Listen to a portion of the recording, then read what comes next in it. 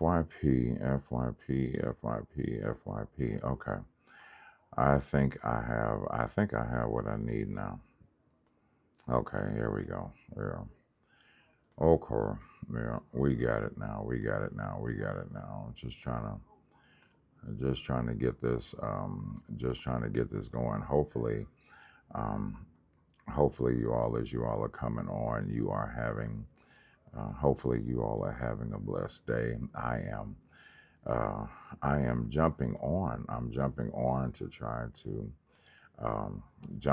to try to get this going on tonight. And tonight, for those of you that are coming on, let me know what city and state that you are watching from. Let me know what city and state that you are watching from. I am hoping that you all have had a good day thus far. But if you can hear me and you can see me, please, by all means, let me know.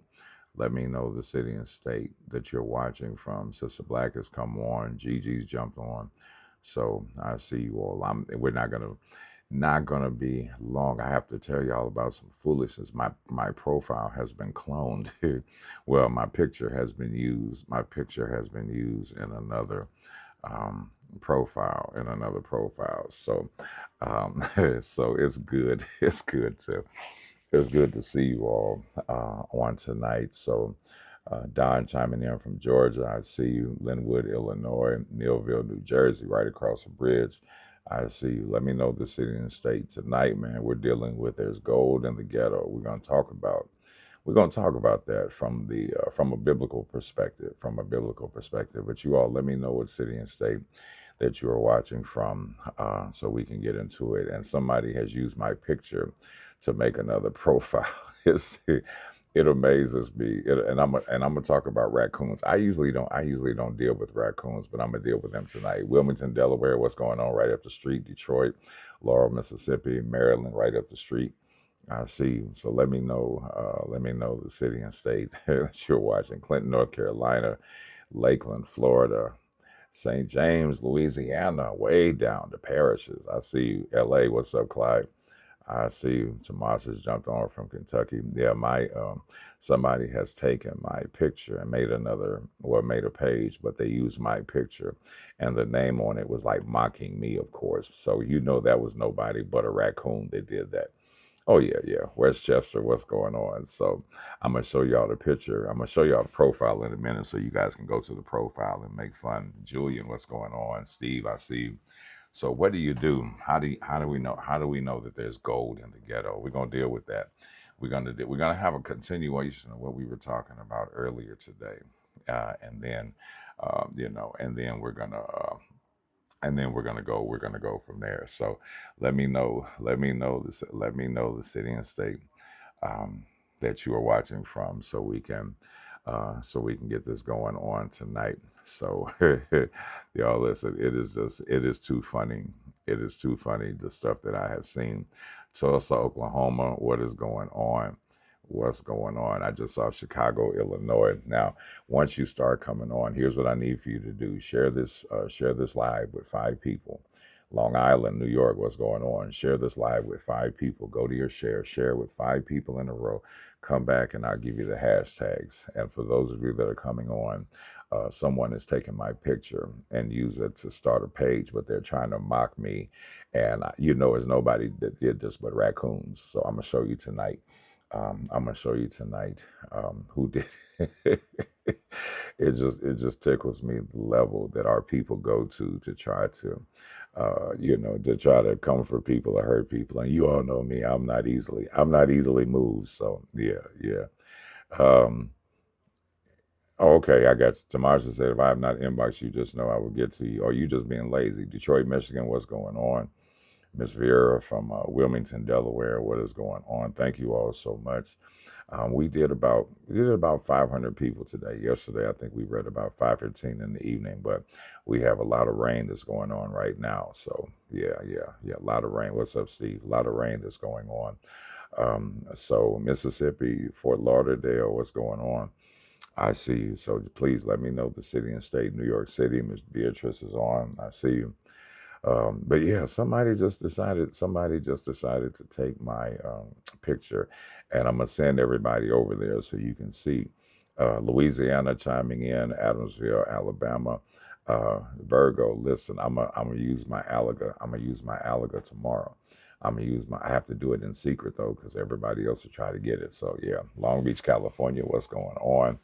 What's going on? New York. Yeah, I know. What's up, Oscar? Yeah, it's raining in Philly. It's raining in New York. So we got a lot of rain that's coming through here. Yeah. So here's the deal. Hashtag ghetto. Hashtag church. Hashtag religion. Hashtag God. Um, bronchitis. No, see you all. Tamasha is pregnant. She's trying to tell us that it's bronchitis, but she's pregnant. Her and Ed are expecting triplets. So keep her in prayer. No, I'm joking. I'm joking. I'm joking. So, but hashtag church, hashtag religion, hashtag ghetto, hashtag gold. What else? Oh, of course, hashtag God, hashtag Baptist, hashtag Church of God in Christ. Well, Kojic, COGIC. Hashtag everybody except those people. You know those people. We don't want to get them in here. We're going to talk about there's gold in the ghetto. Y'all see the caption up above my head. There's gold in the ghetto. But as you all are coming on, let me show you all what somebody did. Y'all ready for this? And I can't do anything but laugh. But y'all see that? So if you look at the name, it says Malcolm XXXL. And then if you look up real close, it says Exploiting Blacks LLC. So there was nobody that did that but a raccoon. There was nobody but that page is not me. So when they did it, they sent me a message and said, they basically added me and then they followed me. So I saw that and I said, oh, your mama. So I said, your mama. And yeah. Yeah, so now we talked about pimps in the pulpit and all the extra stuff yesterday and earlier today, but tonight we're dealing with gold. We're dealing with gold in the ghetto. But I need to finish the conversation about church from earlier when I was talking about the responsibility of church, and I'm gonna continue that. But did y'all see that? Like, how do you take somebody's picture and make up an entire another page? Where we do that at? Like, take your picture, make up an entire another page, and then what'll happen is people will see my face and they'll automatically follow. And I'm like, come on, y'all, use your brains. So people, these are your friends. These are your friends. So what is amazing, ladies and gentlemen, like we talked about earlier, I had a preacher reach out to me and he's talking about, he said, well, I heard what you were saying about Doc Marvin Sapp and you. So I'm like, listen, sir, I'm done talking about that. If y'all make more, what's up, Teresa? Telling me I did it on your church. The lady said, come on, come on, Teresa. I said, we're making more noise about Marvin Sapp, but said nothing about Trump rolling back our rights for 60 years. So there's no more material. I'm not discussing it no more. But yeah, somebody just took my picture and just made up a whole new page. And that's why, hold on, let me show y'all again. So they decided and look at what they put on there, Malcolm XXXL. People around the way, they don't know how, and then if you look up close, you see, and I'm like, come on, man, this is what you're doing. That's what you're doing. So yeah, so when you see this page, go report it, because of course that's not me. But I was told years ago that when people begin to make fun of you and say silly stuff, then you got to be doing something right. You have to be doing something right when you're under ridicule, because if you're doing nothing, then the devil has you where he wants you already. That's reality. So yeah, but I just had to show you all because it's just too funny. And I'm trying to look to see which video it is that they froze. But it was a raccoon that did this. There was nobody else that did this but a raccoon, because they don't even. Yeah, Teresa. Once I find out who it is, and yeah. What's up, Virgo? Once I found out who it is, and of course, so hashtag church, hashtag religion. Share this with 5 people. Share this with 5 people. Hashtag purpose, because we're going to talk about the purpose of your role in the church, because there's a lot of people that are confused. There's a lot of people that are confused about their role in the church. A lot of people that are confused. And that old saying, when you have too many chiefs and not enough Indians, it'll mess a church up. So you have a whole lot of people that think that they're really in charge, but they're really not in charge. Did you see the video I sent you? No, not yet. I haven't seen it. I'll look at it. I'll look at it in a little bit. Um, but yeah, now I need to reiterate something for April 4+1 because y'all listen. It may be productive. It may not be productive. I just want people to be safe. If you do go out on April 4+1, go out. But if you don't go out on April 4+1, I'm not mad at you.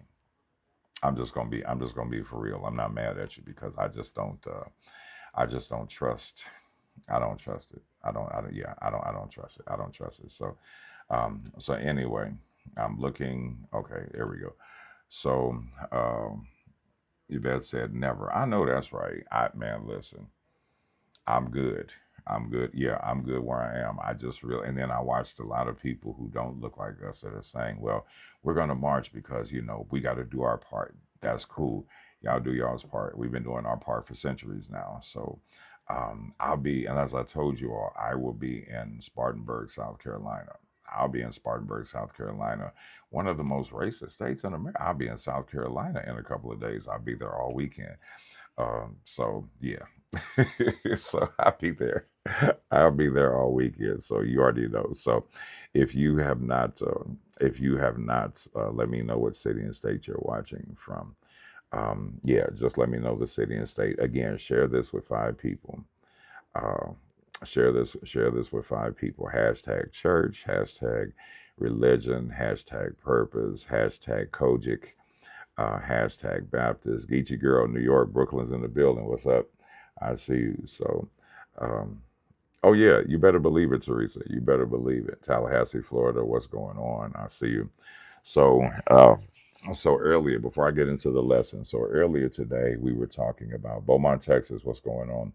We were talking about how let's supposedly now I have to stay in Greenville, but I'm preaching at Spartanburg. So I think Spartanburg and Greenville are like 5 minutes apart, something like that. Something like that. Um, so yeah, but yeah, I'll be speaking in South Carolina this weekend. But earlier, somebody asked a question about about church, and I expressed it. I wanted people to come and be a part of our family. 30 minutes, okay. I knew it wasn't that far. I knew it wasn't that far. I talked about our purpose in the church. I talked about how we've all become suddenly positional. We want to have positions.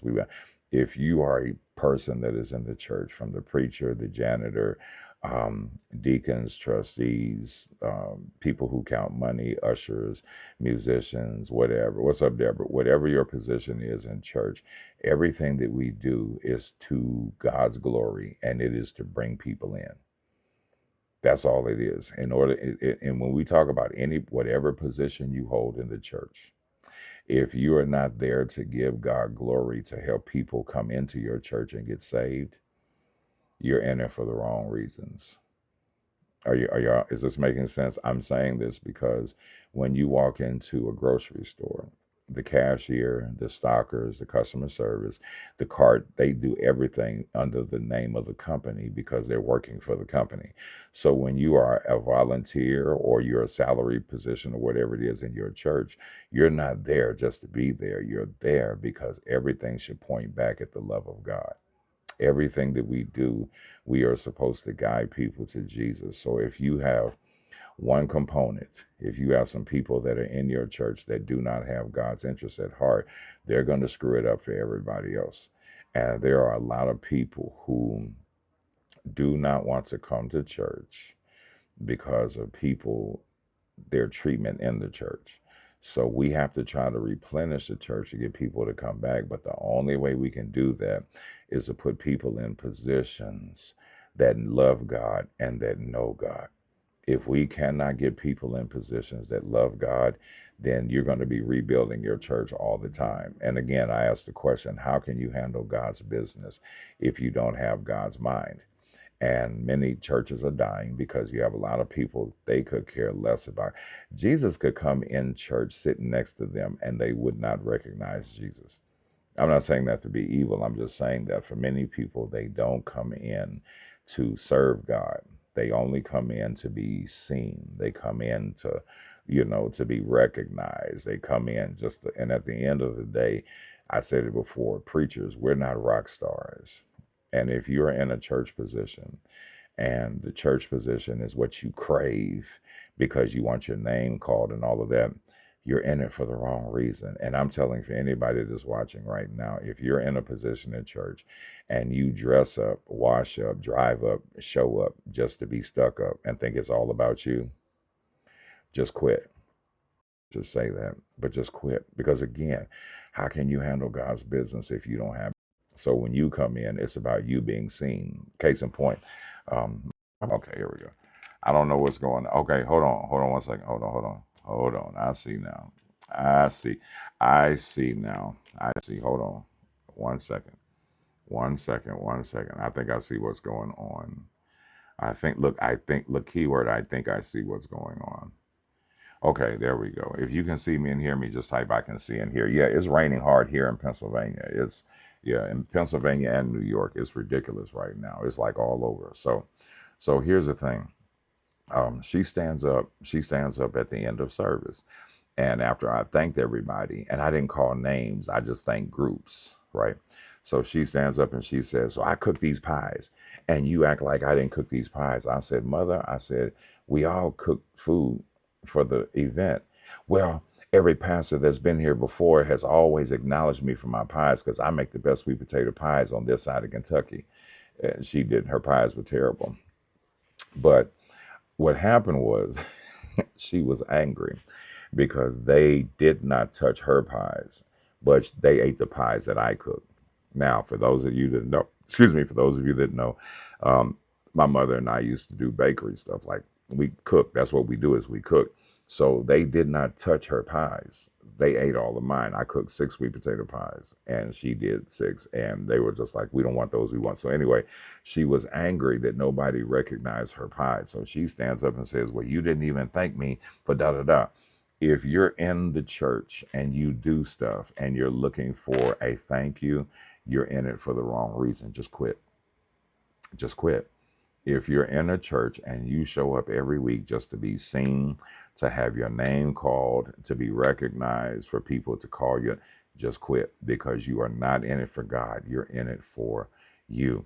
Same church, they had an annual hat day. Hat day. When I mean hat day, I mean hats, like the church hats that sisters wear when they go to church. Okay, that's their thing, not my thing, right? So I was asked by numerous people, they're like, why don't you be a judge for the hats? I said, I'm not participating. Well, you the pastor, and it's customary. I said, this will be the first pastor that does not participate because I'm still freezing. Okay, if I do this again, I must have to switch my Wi-Fi. So I said I'm not going to be a judge. And they tried to force me into being a judge. So people are calling, well, Pastor, it's been, we want to vote, makes you want to do. I'm like, I'm not going to be a judge at a hat competition at a church. I'm not doing that country crap. I hate to say it that way, but I'm not doing that country crap. I grew up with that. So I didn't judge. And I told them while it was going on, I would be in my office, right? So there were 1, 2, 3, 4, 5. There was six knocks at the door. People, Pastor, you coming out? Not coming out. Pastor, you coming out? Not coming out. Pastor, you come? Not coming out. Inside the church, there was 200 plus ladies in there with church hats on.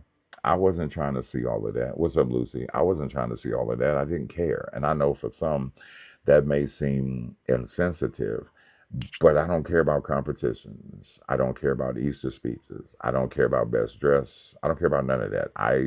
I'm not saying that to be evil. I'm saying that because I don't care. There's other things that we need to do in church. Yeah, like they do at the Kentucky Derby. That's where they got it from. They got it from the Kentucky Derby. So they had this huge hat competition. It's like 200 plus ladies out there. And every few minutes, they literally are, Pastor, you come. I'm like, y'all, I'm not going out. My wife was there because they asked her to participate. So she says, well, why don't you want to participate? First of all, I'm not a woman. Second of all, I don't wear hats. Leave me alone. Like everybody, leave me alone. It's still freezing. Okay, I think I know what I'm gonna have to do. So This may glitch. Hold on, because I'm doing studio stuff right now. So hold on. This may glitch, but I'm gonna switch something up. Give me 1 second here. I'm gonna try to switch it up without going off. They do it at the court here in Oklahoma and Easter. Man, listen. Okay, here we. I think it's coming through. I think it's okay. So if you can see and hear me now, just type I can see and hear. Internet, internet. I switched between Xfinity and the T-Mobile piece, but because of the weather being messed up, that's what I'm dealing with. I'm dealing with the weather right now, so we should be good now. What's up, Crystal? So here's the thing. You can't say, okay, good. So they say, well, Pastor, it's customary for you to, I was like, listen, you all, I said, from now until I leave, I don't want to hear anything about a hat competition. I don't care about dress competitions. I don't care about Easter speeches. I don't care about Easter egg hunts. I don't care about none of that. And again, to some of you, that may seem insensitive, but I'm not saying that to be insensitive. I'm saying that if we're going to do Easter egg hunts, do them at the community center. If you're going to do hat competitions, do it at the community center. If you're going to do all of the best dressed, do that at the community center. It's church. Why do we want to have all of this at church? Who cares? So they got mad at me. And when it was finally over, there was probably like maybe 40 ladies out there that were talking. What's up, Carol? And as they were all talking, they were like, well, Pastor, some of us have an issue with you because you didn't come to the competition and your wife weather. This is weather. This is all weather, you all. I know this is the rain.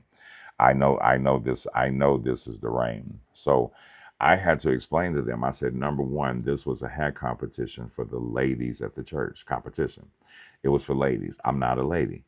My wife was there, but I don't go everywhere my wife goes because I'm grown. So if she wanted to go to a hat competition, if she wanted to go to a tea, if she wanted to go wherever, I don't care. So they're like, well, next year we just gonna have to have the deacons talk to you so you can be a judge. I said, maybe y'all are not understanding English. I don't care about competitions in God's house. That's the problem. We have competitions in God's house and we've relegated it to a social club. So we want everybody to jump in and deal with that same, you know what I mean? So hopefully it's rebooting internally the internet. I've got two different systems here. And because the rain is real bad, I think that's playing a role as well. So hopefully you all can see and hear me. It's amazing how it's raining outside and I've got this rain right here behind me. So all I'm saying is, ladies and gentlemen, is that when you have an office at church, I don't care if everybody's job at the church is equally important. Exactly, Devlin. I'm just like, man, everybody's job at church is equally important. The person who keeps the church clean, that's important. The person who sings, that's important. The person who plays, that's important. The person who preaches, that's important. The person who facilitates, everything that is going on in the church, it is important in equality. So while we're so busy trying to have these competitions or whatever, nobody wants to do church. Mothers of the church are serious. Yeah, they're serious about those hats. And don't get me wrong, if you wear a hat, cool. If you don't wear a hat, I don't care. All I'm saying is don't try to force me into something, into a competition. So the next Sunday, one of my women ministers had presided. And instead of her presiding over the service, she stands up and last Sunday, didn't we have a time in the Lord? And I'm like, this wasn't a time in the Lord. It was a hat competition. There wasn't no time in the Lord. It was a hat competition. So she said, well, next year we're going to try to get Pastor to be. And I'm like, the next person that say Pastor, the next person that say Marvin, the next person that say Barner, I'm going to cuss them out. I don't care about your funky hat competition. I never will. I never have. I'm not a lady. I'm not doing all of that. But again, these are the things that we have to unbreak. We have to unteach. I'm sorry. We have to unteach these things because there's a lot of stuff that we have to unlearn in order for church to get better. But we never will as long as we keep doing the same stuff. Like, who cares about a hat? I'm serious. Okay, here's another thing. Y'all gonna laugh at me. Y'all gonna laugh at me. I'm not a colors person. We're going to get to the lesson in a minute. I'm not a colors person. Pastor, next week, the theme for the Ushers Day is going to be orange and white. You have orange? Oh, no, Oh, well, we're going to get you an orange tie. Don't give me an orange tie. I don't want an orange tie. Well, the colors are orange and white. That's nice, but I'm not wearing orange. I get what I'm saying? Dr. M, come on. Baptist church, everybody has a, what's the theme? How about who getting saved? How about that? Who's getting saved? That's my question. But we're so busy worrying about the theme and the color. So this year was my anniversary. So everybody's like, well, Pastor, the themes are going to be dark blue, gray, and white. And I said, that's nice. I said, y'all going to look nice. Exactly, Jumi. That's what they try to do. And they're like, well, you're not going to buy a gray suit? I got a gray suit, but I ain't going to wear it. You're not going to wear a white suit? No, because I'm not 85 and with a Jerry curl. Well, you're not going to wear your navy blue suit? I might wear my navy blue suit, but it's not because of the event. It's because I want to wear my navy blue suit. Well, you can get a blue suit with a blue and white tie. I'm not. I'm a grown man. Walk away from me. And I have to get like that sometimes with certain people because my mother's in Kentucky. I have not allowed anybody to dress me since I was 8. After I turned 9, I started dressing myself. So it's an insult to come to me and say, I think you look nice in this. Maybe you should walk away. Walk away. And again, I will never listen to anybody whose wig smells like Easter basket grass. We're not doing that. So walk away. But the reason why I'm saying this is because pay attention. The sororities and the fraternities, the Elks, the Masons, beautiful organizations. They have colors. Pay real close attention because I'm walking you into why churches are the Elks, the Eastern Star, the Masonics, the Kappas, the Qs, the Deltas, Sigmas, Zetas. Everybody has colors. So now what they do is they try to bring it in the church to say, well, y'all got to wear colors. No, I don't. Leave me alone before you get cussed out. How about that? We're not doing that. And my family used to be that way. Well, Marvin, you need to wear this and you need to wear. I'm not doing that. And that's not being disrespectful. That's just saying that when you've grown, I don't want. Here's another thing. Y'all gonna call me petty. I'm gonna get to the lesson. Hold on. I'm gonna get to the lesson in a minute. Another way I'm petty is I don't want corsages or flowers pinned on my suit. And they're like, why don't you want a flower pinned on your suit? Because I don't want a flower pinned on my suit. Well, I think it looks nice for a man to have a flower on his suit. I say, do you think it looks nice? Well, my husband wears it all the time. That's because you tell your husband to wear a flower on his suit. My wife is not going to tell me to wear a flower on my suit because I don't want no flower on my suit. What many people don't know, and I'm trying to help y'all with something because many men won't tell you this. When you have a natural flower, natural flowers bleed the color of the flower. And you holler, take it to the cleaner. The cleaners cannot get all of that out of custom made suits. You want to think they can, but they can't. So I tell people, I'm not wearing no flower. 3 weeks ago, my anniversary. Pastor, I just don't understand why you don't want to wear a flower. And I wanted to say so bad, I just don't understand why y'all nagging the brakes off of me because I know why y'all's husbands walk away because y'all, I don't want to wear a flower. I don't want to wear orange. I don't want to wear hot blue and electric yellow. I don't want to wear turquoise and mauve. I don't want to wear none of that stuff because I'm grown and I don't have to wear it. But I'm saying this because all of the focus is on the colors in the church, but nobody is focusing on the blood of Jesus. Don't miss it. Because Tamasha, but that's it. Listen, Tamasha knows we've seen some colors in church, and I'm like, y'all look like Easter baskets, like walking Easter baskets with all these colors on, like just. And here's the kicker. In exactly 4 weeks, no wait, 4 weeks, in exactly 4 weeks, 4 weeks, people are gonna come to church late on purpose. Why do you think people are going to come to church late on purpose? Because Easter, Easter, Easter, Resurrection Sunday, we call it Easter Sunday. Everybody that you usually see, they're going to show up late on purpose so they can show off because that's what we do in our church. And everybody has an issue. Case in point, my last thing. So the year before last, no, 3 years ago, Resurrection Sunday, I wore a white t-shirt. It was a white v-neck Fruit of the Loom shirt, linen pants, and white socks, right? This is what I wore. So when everybody was coming in or whatever, I waited a few minutes, and once altar call was done, I like to be out for praise and worship. So when I walked out, people said, so then usher, gets a note from somebody. Now, the easiest way to piss me off is to give me a note telling me something. You know what I mean? Pagan holiday. Yes, very much so. When you talk about Esther, Easter comes from Esther, the goddess of fertility. But we're talking about the Resurrection Sunday piece. And I wore white because it was clean and it was iron. But I was illustrating something biblically on what happened when Jesus got up from the grave. So they were sending notes talking about, Pastor, are you okay? Have you changed? Is that what you're wearing? Rule number 9,480. Don't you ever walk up on me asking me, is that what I'm wearing? If you see it on me, that's what I'm wearing. I'm not out of my right mind. I know exactly what I'm wearing. So they're like, well, Pastor, it's Easter. And I say, Easter is not the day, it's Resurrection Sunday. And that is symbolic. That is symbolic. Easter, the word Easter comes from Estera, the goddess of fertility, where in England they put eggs outside of homes, prayed for fertility so that couples could have kids. That's where all that crap comes from. So with all of that was going on, I was like, y'all are worrying about what I have on, and I'm trying to get people saved. So then when I read the scripture, I said, when they came to the sepulcher where Jesus lay, the ladies showed up, and a man dressed in white approached them. And I said, the reason why I have on white is because the man that was in white that approached them told them that Jesus was risen. I said, I have on white today to tell you symbolically that Jesus has risen. That's all it was. And y'all were so deep into, well, I need to wear, why you wear, I'm grown. Leave me alone.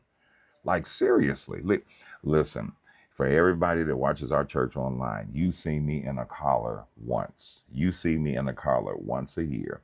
The only reason why I wear a collar once a year is because I've got some seasoned saints that like to see the old school collar. And I ask preachers all the time, why do you wear the collar? We wear the collar because it's ecclesiastical order. That's a lie. We wear the collar because we want to be in uniform. The reason why preachers wear the collar, if you see the little tab in the predominant black church, that's somebody that has not been ordained. If you see the full white collar, that is somebody that has been ordained and been licensed and certified, has been affirmed, and so on. So when you see the collar has nothing to do with an order of the church. We wear collars because back in the day, when they were unaliving Christians during the Crusades, they were taking their heads. And they said, if you're going to unalive me, take my head here. So that's why we wear the collar as a symbolic statement saying that for the people who came before us, they died sacrificing for the kingdom of God, and they did it by having their cut. So because they did that, that's why we wear the collars. There's no saying that you're going to heaven and all. Ain't none of that in the Bible. It is a way for us to honor people who came before us. That's all a collar is.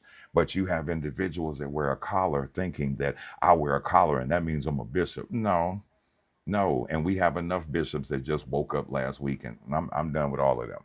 I'm good. But yes, the reason why you see preachers wear the collar is because back in the Crusades, when they were unaliving the prophets, touch not mine anointed and do my prophet no harm. That's what that scripture comes from. It doesn't come from talking about your preacher, but they cut the and that's why we wear that to honor the people who came before us. Other than that, there's no superpowers.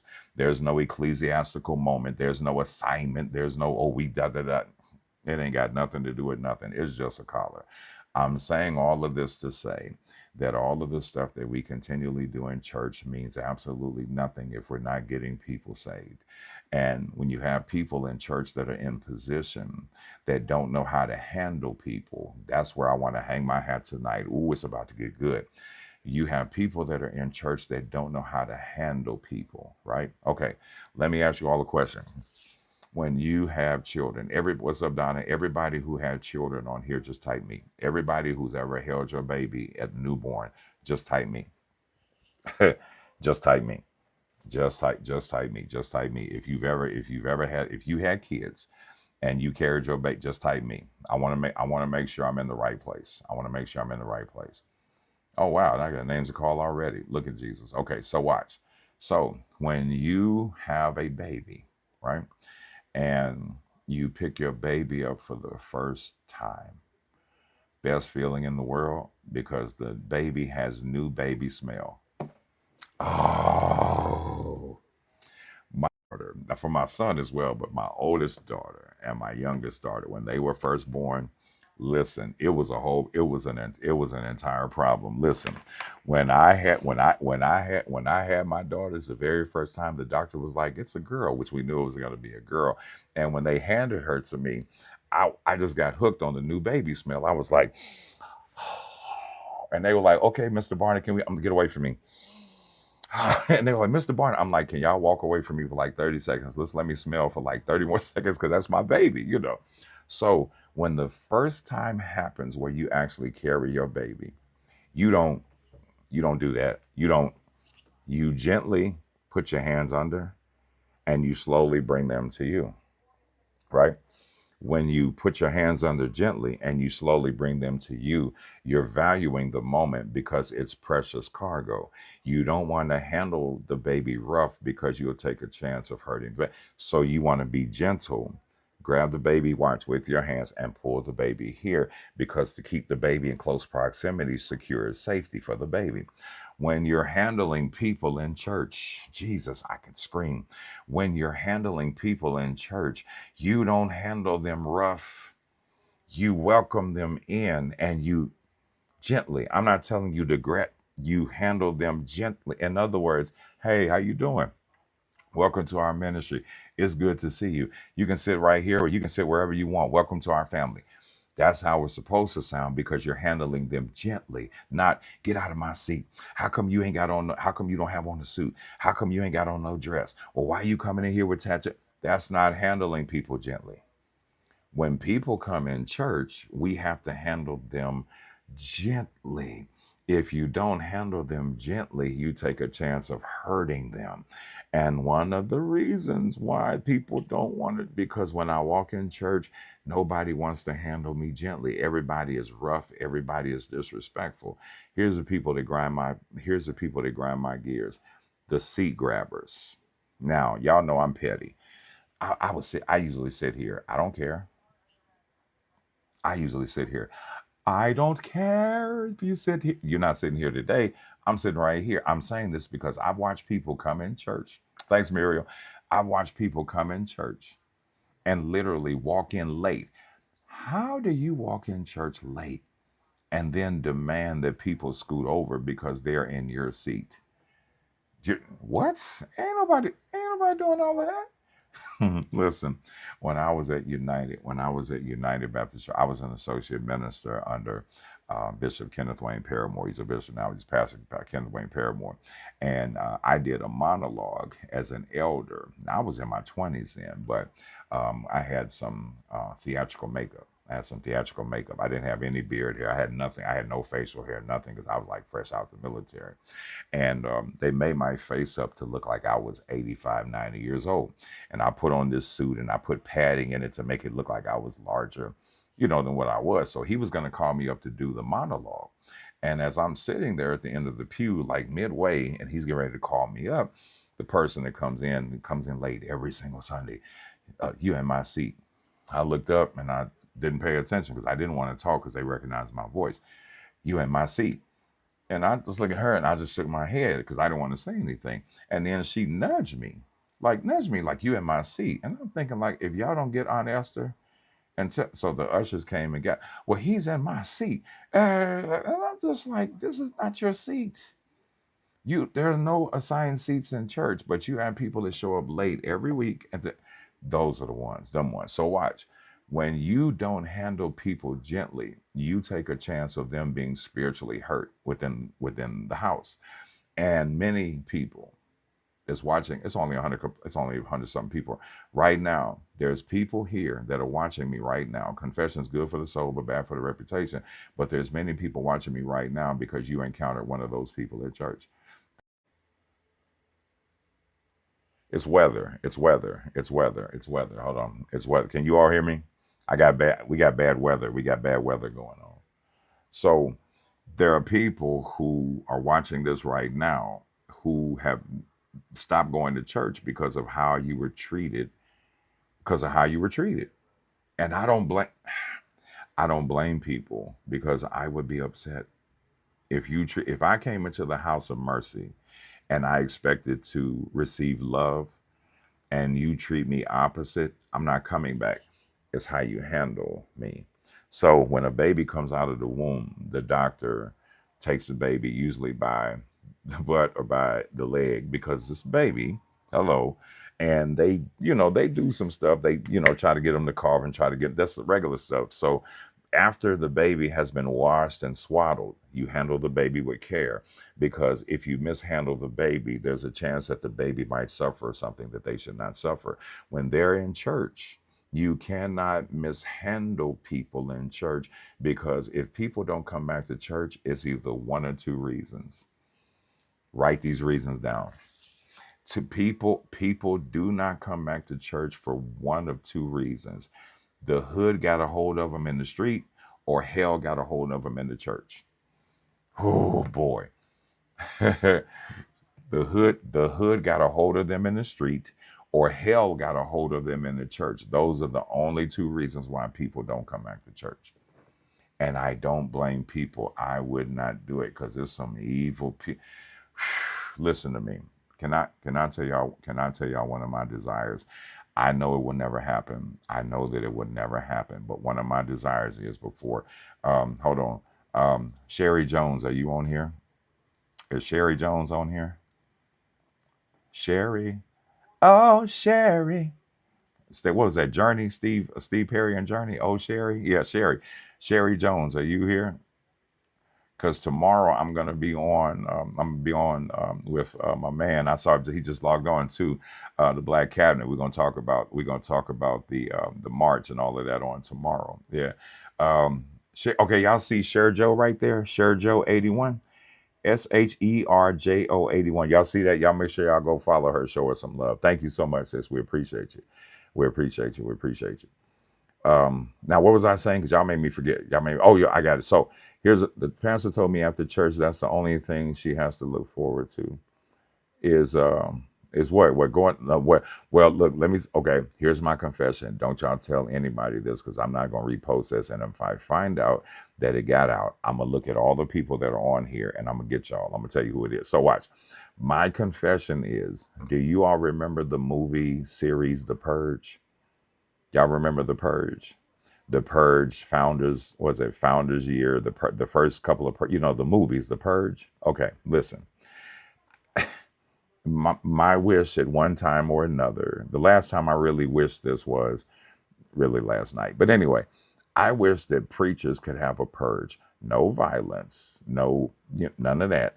I wish the preachers could have a purge where everybody who has ever said anything, plotted, or whatever, give me 6 at night to 6 in the morning, where I can knock on doors and cuss people out. I can snatch wigs. I can flatten tires. Just let me have 12 hours where I can do everything I want to do, just to get people back for what they've done to me. I know that sounds terrible. Don't y'all judge me. I'm just telling you, I wish that I wish we could have a purge, but I know we can't. I know we can't. I know. But wait, not just for me, but for other people. Listen, I am not afraid to tell you all how I feel, because most people, I don't want to say it because it's that I'm telling y'all, if I could have from 6 in the morning to 6 at night, one day out of the year, and all I want to do is cuss people out that hurt my feelings. And then people who ran people away from the church, I want them. Every last one. Those are and no violence. Just listen. Just let me flatten some tires. Just let me cut some holes in hoses. Just let me plant a bunch of roaches in the house. Just let me take like a bunch of mice and just throw them in the pipe and let the mice go in the house. Just something that I can just, because I've seen so many good people be broken by people, evil people in church. I just want to go in the house. Literally, I want to go in the house and literally go into the wig drawer, grab all the wigs, literally grab all the wigs, put them in the Ninja and just put it on high and let it do all of that, and then just take them out. I'm just telling y'all, because listen, I want so much for people. And when people come to the church, I'm like, yo, we got people coming in, praise God. And then 2 weeks later, where they at? They're gone, because they either ran into hell in the church, or they ran into hood in the hood. And most of the time, people leave church because of how they're treated in church. So if I could get people back, yes, Kim, listen. Let me be able to go to somebody's house, ring on the doorbell. Hey, Pastor, listen, girl, how you doing? Today is Purge Day. What's Purge Day? Purge Day is a day that I get from 6 in the evening until 6 in the morning, where I get to get revenge for all of the people who've been hurt in church. So for Sister Johnson, you talked about her and you talked about her children. So what I'm going to do now, I'm going to cuss you out. I'm going to talk about your mama. And after I leave here, I'm going to take a bunch of roaches and put them in your air conditioning duct. And at that moment, they're going to close the door. Oh, since I can't cuss you out, let me walk to the back of the house, big container with roaches, open up the air conditioning duct, put it in, shake it around, and just let them go. Because I want so much for people.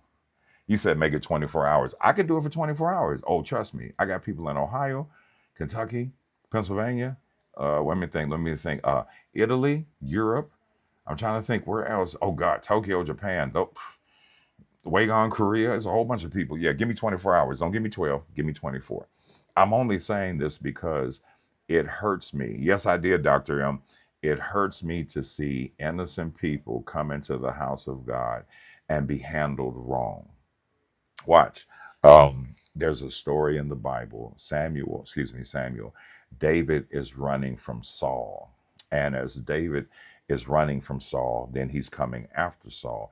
They're back and forth, back and forth. And what happens is that there's a war that happens. And King Saul had a son named Jonathan. Jonathan had a boy named Mephibosheth. Mephibosheth was a little baby when the war broke out. So when the war broke out, the people rushed the village. When they rushed the village, the nurse picked up Mephibosheth. But when she picked up Mephibosheth, she started running with him and she fell. And when she fell on his legs and it crippled him for life. So years later, David shows up and he says, is there anybody Mephibosheth? And he's crippled in both feet. David says, bring him here, not knowing that Mephibosheth is his best friend's son. I said all of that to say that Mephibosheth was crippled because somebody carried him wrong. I told you, I'm not going to scream tonight. I'm not going to scream tonight. I'm not going to preach tonight. Mephibosheth is crippled because somebody carried him wrong. Many people in church are crippled because somebody carried them wrong. And you can't really do anything because when they disappear from the church, you try to reach out, you try to love, and they disappear. So all I'm saying is that if I could get 24 hours to cuss out some, and maybe the cussing will get them to line up right. You know what I mean? Write a note and say, because of how you've treated people inside of Second Baptist Church, because of how you've lied on the pastor, because of how you've lied on innocent people, because how you've hurt people's feelings. I just want to let you know that every wig that is in your house, I have it in the back of my trunk. And if you do not start treating people nice within the next 3 to 5 weeks, then guess what? I'm setting them all on fire. The good wigs, the bad wigs, the ones that smell like hot dog backs, the ones that smell like Easter basket grass, the ones that smell like squirrel chest. I'm setting all of it on fire. All of it. Let's see. Let's see. People trying to seek comfort, strength, and forgiveness. Yeah. And that's the thing. When you come into the house of mercy, you're coming into the house to be accepted in a place where if the world didn't accept you, you should find love in church.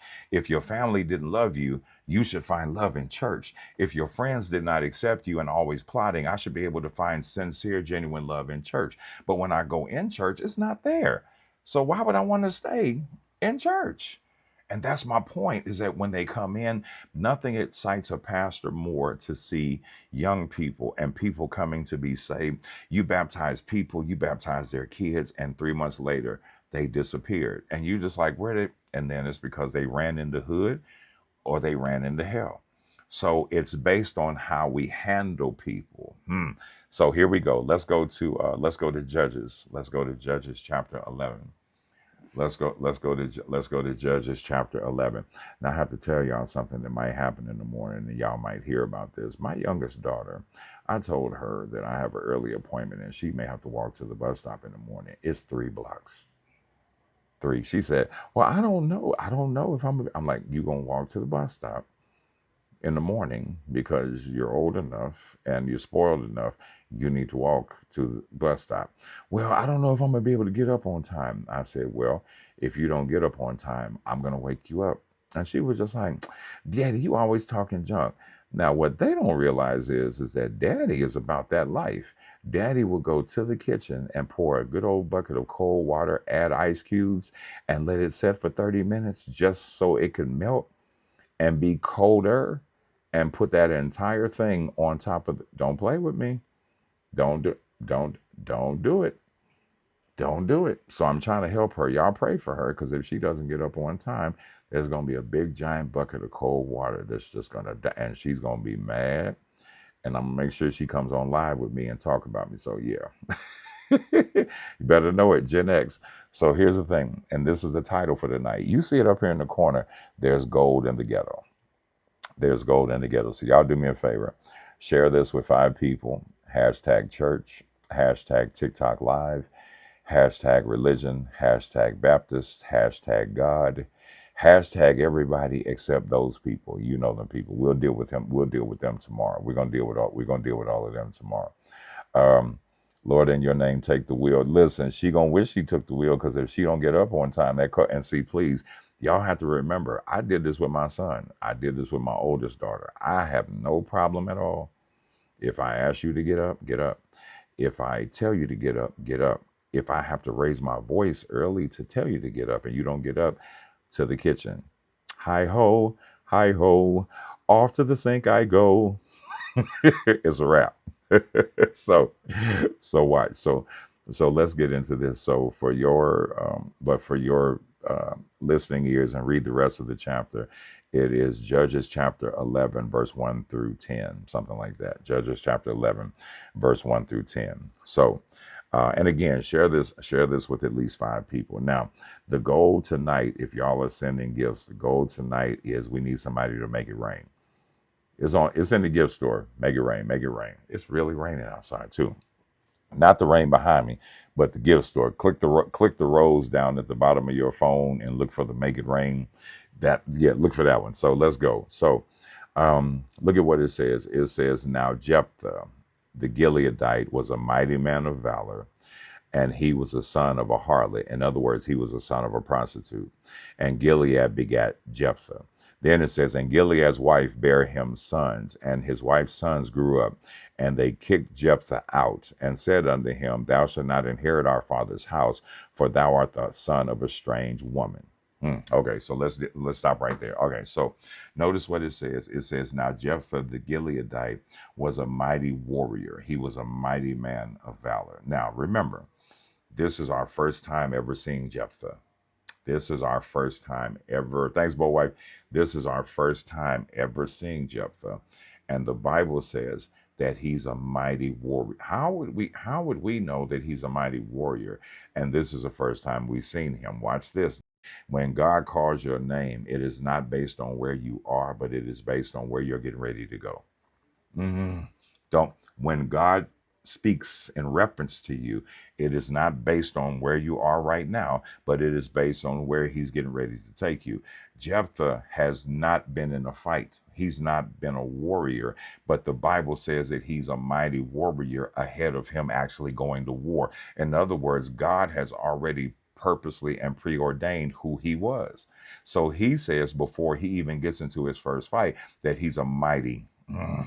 In other words, God speaks over him. And can I suggest tonight that for many of you, you have to speak over your own life to basically say that where I am right now is one thing, but when I speak, it's going to be based on where I'm getting ready to go, not where I am right now. Right now, I'm broke, but later I'm going to prosper. Right now, I'm sick, but later I'm going to be well. Right now, I'm depressed, but later I'm going to be laughing. You have to speak it, watch. But not only do you have to speak it, but you also have to walk in it. God is not coming down from heaven to do your dirty work. You got to do your own dirty work. So please remember, he says Jephthah is a mighty warrior. In other words, what God does is that he speaks into him before he knows who he is. When God speaks to you, he speaks to you based on where he's taking you and not where you are right now. The best way I can say this is, okay, what is it called? Y'all know what it's called, deja vu. What is that? When you have a daydream and you say, I've seen this before. I've seen this before. You have a deja vu moment. You have a deja vu. When you have a deja vu moment, you could be driving in your car and you look across the street and you see a guy standing on the corner drinking, and something in you says, I've seen this before. I've seen this before. I know I've seen this before. That's deja vu. The opposite of deja vu is, guess what? Vujade. Look it up. The opposite of deja vu is vujade. What's up, Theo? So when you have a vujade moment, you're saying that something I don't see yet, but I know it's coming. If it's a deja vu moment, you say, I've seen this before somewhere. But when it's a vuja day moment, you're saying that I'm about to see. See, you have control of the power that is in you. God is not coming down from heaven to manifest. He's not coming down from heaven to do the work. He will manifest in you, but the work is on you. God has never dropped down from heaven and done the work for anybody. Don't miss that. He says that you have the power to do the work. So when I have a deja vu moment, that is one of those things where I thought I saw that. But when I have a vuja day moment, that simply means that not only do I see it, but I'm going to live it. Because my health is messed up right now. I'm going to have a vuja day moment to say that this time next year, I'm going to be healthier. I'm going to drop weight. That is a vuja day. That's saying that I don't see it right now, but I'm getting ready to go to it. God in the text says that he is a mighty warrior. Watch. Here is where there's gold in the ghetto. He is the son of a hooker, a prostitute. The Bible says a harlot. Don't miss, don't miss this. I'm gonna take this verse by verse tonight. It says that he is the son of a harlot.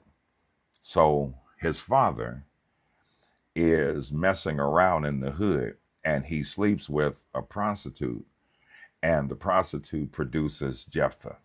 Okay, wait a minute, wait. Jephthah is not born with a silver spoon in his mouth. He's not born with a bunch of money. He's not born with influence. He's not born into a affluent family.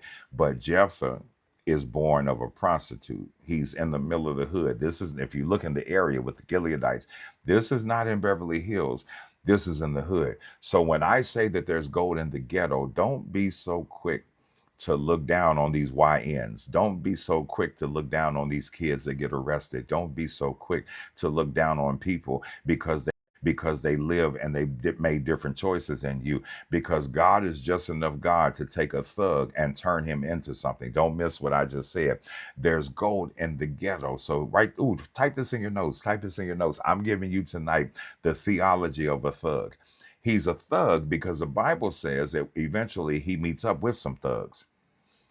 Don't miss that. Don't worry, I'm about to come get you. So watch what happens. It says that he is a son of a prostitute. But wait, before he says he's the son of a prostitute, he says that he's a mighty warrior. Wait, God.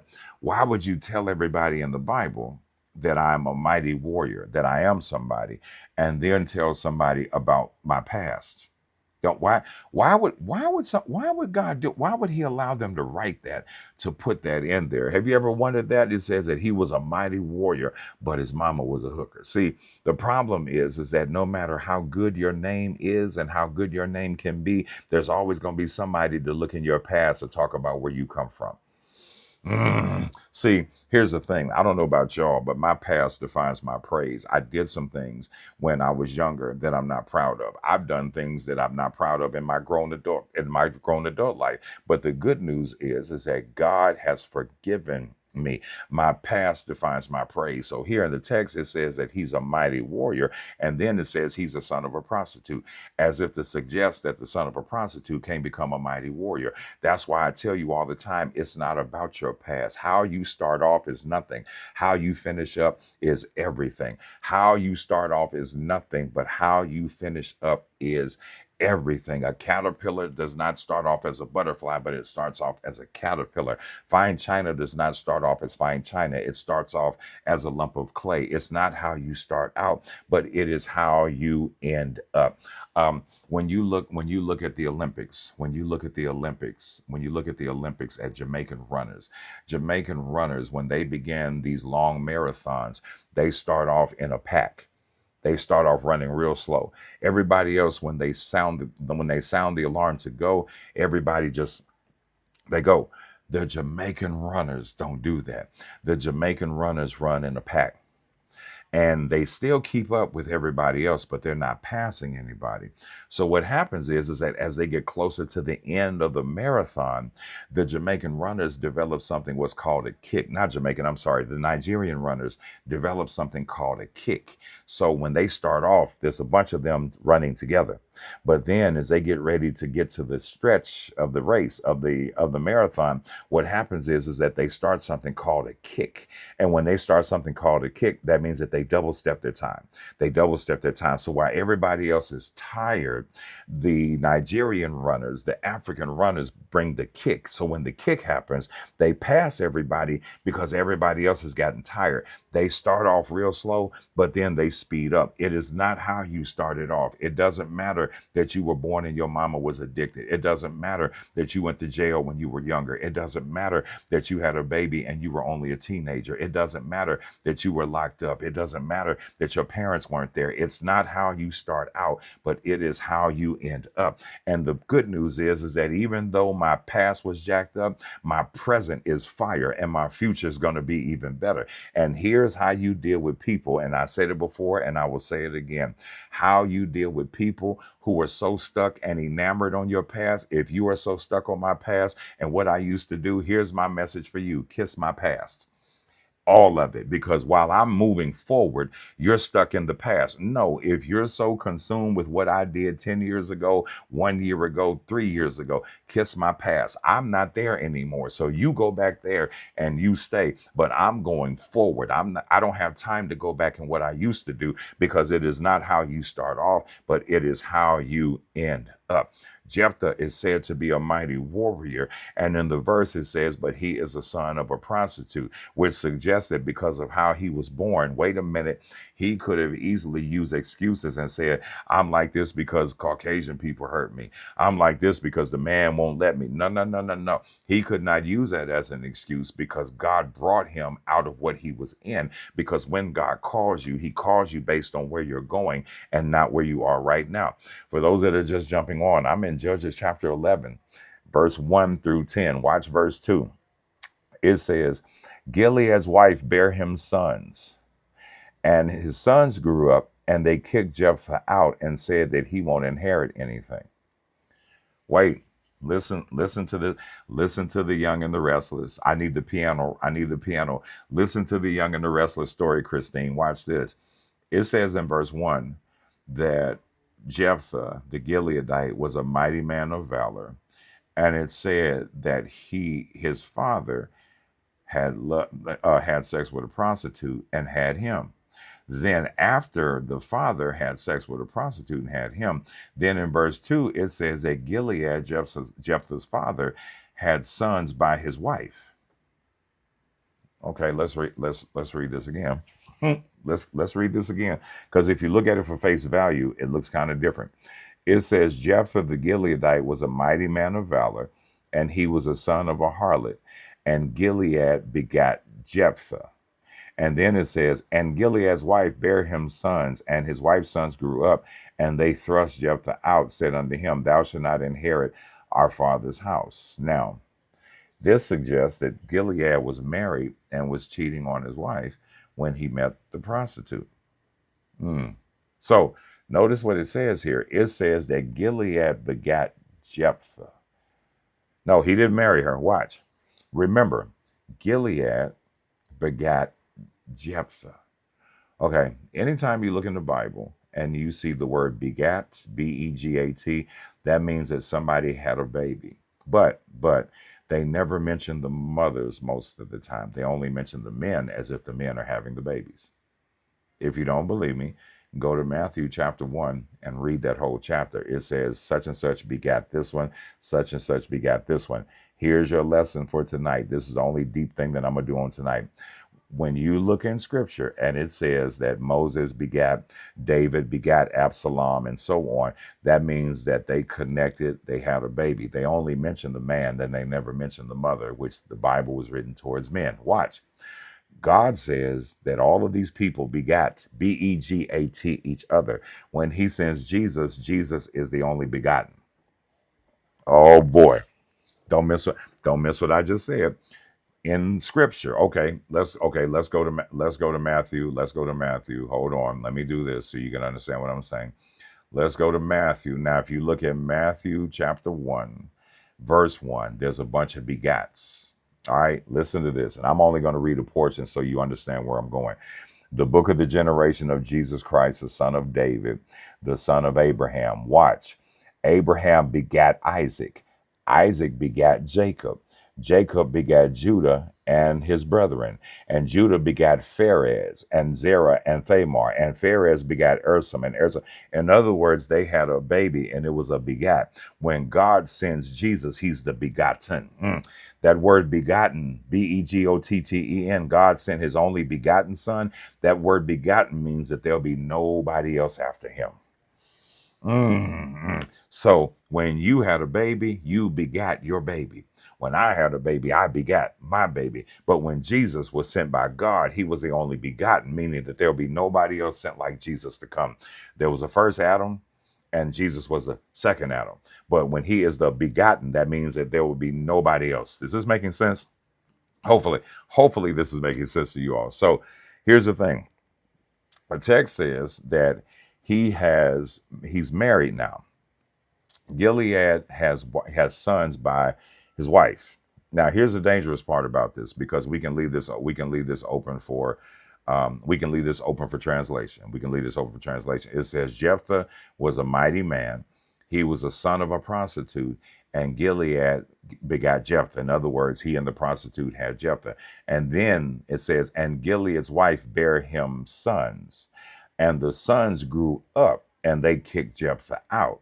Now it is we can go two different ways. We can say that Gilead cheated on his wife and had Jephthah, which would make him the oldest, or we can say that right after he had Jephthah, he got married and his wife bared sons. The silly part about this is they mention the hooker, but they don't mention they mention the harlot, because they say she's a harlot, she's a prostitute. But then they say that his wife, but they don't mention the actual names. Watch what the brothers do. The brothers kick Jephthah out and they say, you can't have our inheritance because you're nothing to us. They all have the same blood. They all have the same father.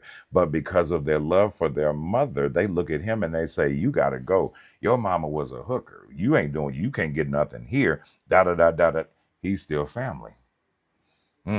Isn't it amazing how you can be born and do absolutely nothing to your family and your family changes on you? Isn't it amazing? Notice it says that he had a baby by a prostitute. They named him Jephthah. Then it says that later on, his wife had kids and he had kids together, and those boys got older and they cast Jephthah out. So let me get this right. I can't help how I was born. When we were little, we played with Legos and we played PlayStation and all of that. But now that we're grown, watch, y'all are so worried about money that y'all kick me out of the very house that y'all say I'm welcome to. Isn't it amazing that family was split over money? I'm a part.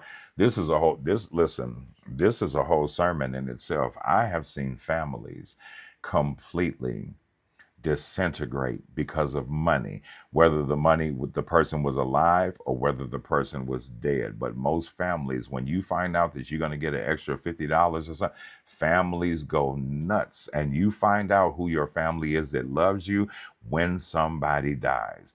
Look at what they said. They said, you will not inherit our father's money.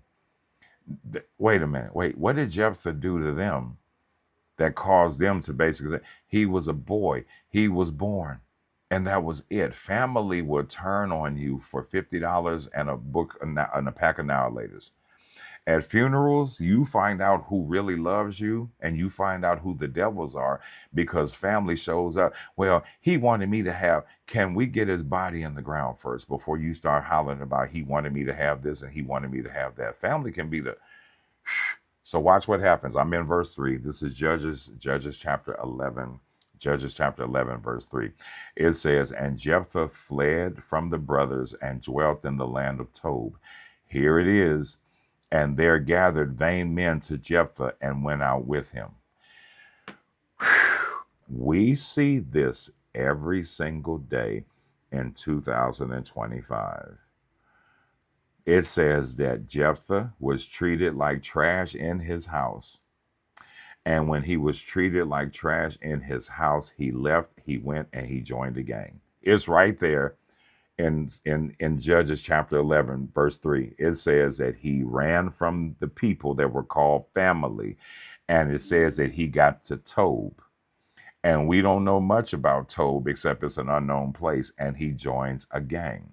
Wait, he joined the gang because he did not feel the love by his family. Can I suggest to you that in 2025, we have a lot of our young people that look just like this that are joining gangs because they don't feel the love at home. Because you have parents that are showing favoritism. There's fathers who treat their sons like trash and their daughters like gold.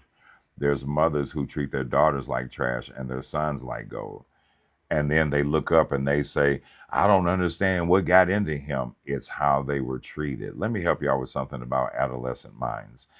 Adolescent minds know, hear, and see everything. Hear me, and I'm not sure. I'm not sure if y'all are paying attention to me tonight. Adolescent minds hear everything, see everything, and they know everything. You think you're being slick by waiting till they fall asleep so you can get your freak on. And you leave your front door unlocked so he can walk in and get the drawers. And you think, oh, he sleeps, so I ain't got to worry about it. The kids hear and see everything. So maybe for some of us, the reason why our children acted up when they got older is because they watched us when we were younger. Maybe some of our children act up because they saw us when we were younger and they watched us when we were younger and it laid root into them. And I say this all the time. We're born, write this down. We're born looking like our parents, but we die looking like our choices. Don't miss that. We are born looking just like our parents, but we die looking like our choices. You can come out looking just like your dad, just like your mom, but the choices that we make in life, yeah, you come out looking like your parents, but you die looking like your choices. He joins a gang because his family members basically said, we don't want you. How many young girls are going to be impregnated this year because mama said, I don't want you? How many young boys are going to be on the block dealing rock because family said, I don't want you? Think about that. Think about that for a second. That's major. And when you look in this particular text, he basically says, since y'all don't love me and since y'all don't care about me, I'm going to go join and connect to some other people. Ooh, wait. So here's the thing. There's gold in the ghetto. That's the title tonight for those that don't know. There's gold in the ghetto. Everybody in the ghetto represents a mind that could change our culture. Hear what I'm saying? Every person that is in the hood, every person that is in the ghetto, they're born with the mind to change their reality and our culture. But because instead of them meeting books and education first, they meet weed and foolishness. Don't miss it. Instead of them reaching and receiving education and morals and values first, they receive the ghetto first. Our job is to deprogram them from being ghetto minded. Because no, I'm not judging people to say no. Being ghetto minded is not just relegated to black and white and Hispanic. There's black ghettos, there's white ghettos. Ghetto is a mindset that you don't want more than what you already have. Ghetto is a mindset that you do not abide by rules. Ghetto is a mindset that you don't care about anybody but yourself. Ghetto is a mindset where it's survival of the fittest and you could care less if people get theirs as long as you get yours. We have to deprogram these kids and these young people that are in the ghetto to let them know that there's more to life than getting drunk. There's more to life than getting high. There's more to life than having baby after baby. There's more to life than getting arrested and looking at it as a badge of honor. Heaven doesn't have a ghetto. So we need to stop acting like heaven has a ghetto. Tupac is dead. And we need to stop that. Heaven does not have a ghetto. We always want to ghettoify the things that God has made holy. So our job is to grab these young people that's in the ghetto and pull them like, yo, what you doing right now? I did it 10 years ago. What you doing right now? I did it 15 years ago. The reason why churches are not filled is because we want our children to think that we've always been in church. We haven't always been in church. And again, some of us laid on our backs to pay rent. Some of us stood on the corner and ran numbers. Some of us dealt rock. We did a whole bunch of other things. So the reality is that we have to get to a point where we go and we grab these young and tell them, listen, what you're doing right now is not godly. What you're doing right now is destructive. They don't see that right now because there's so many of them doing it. Think about this. In your city, the first warm day from today, the first warm day from today, watch how many young people are pushing strollers in the hood. Watch. And again, I'm not judging anybody because I was young with a baby. I was young with my son. Watch how many strollers you're gonna see in the hood. Go to the corner stores, go to the Chinese place, go to rent a center, go to the check cashing place, go to the grocery stores, go to the hangout spots, and you see every other young child has a stroller. Now, that's not being judgmental. That's giving you what it is. So our job as people who have already been there, our job is to pick up the mantle and help them. So if we don't pick up the mantle and help them, the ghetto mindset will continue. And again, ghetto is not just black, ghetto is not just white, ghetto is everywhere. But that's not the life that our ancestors wanted for us. Let me help y'all with something. Let me show you reversal of fortune. Let me show you reversal of fortune. Most young people would never see this, but I'm gonna show you this tonight, and you probably never thought about it this way. When you look at our ghettos today, when you look at the hood today, watch. There's young men that are walking around uneducated.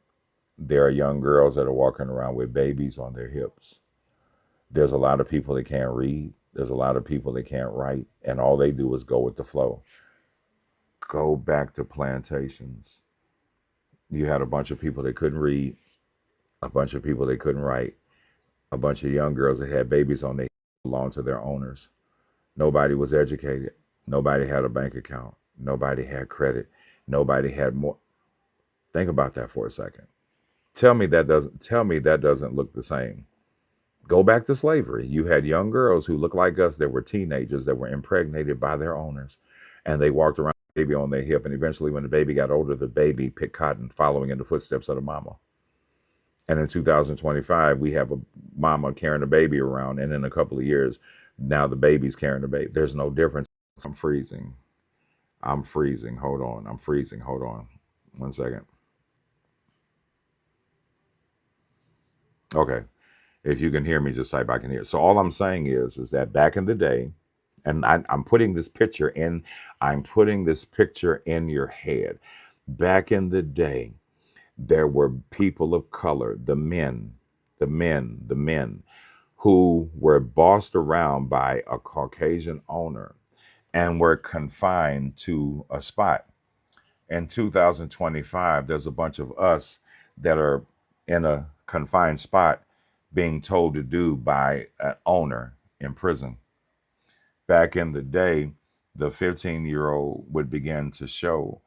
And then when she had the baby, they would look as if she was nothing. And she had to carry a baby while she was picking cotton. In 2025, these young girls are carrying, but there's nothing different from then and now. On the plantation, nobody could read or write, and they did not have ability. In 2025, they can't write cursive. Some of them can't read, some of them can't write. In slavery, they spoke broken English because they were uneducated. In 2025, they don't want to be educated and they're speaking broken English. It's the same thing then as it is now. They don't see that. Our job is to paint that picture, because if they take away education, if they take away the Department of Education, that assures that we again will be walking around ignorant, unlearned, can't read, can't write, and the Department of Education was taken away. And if you've seen some of the test scores that I've seen, you like, wow, the kids go to school every day, but they can't read. and they can't write.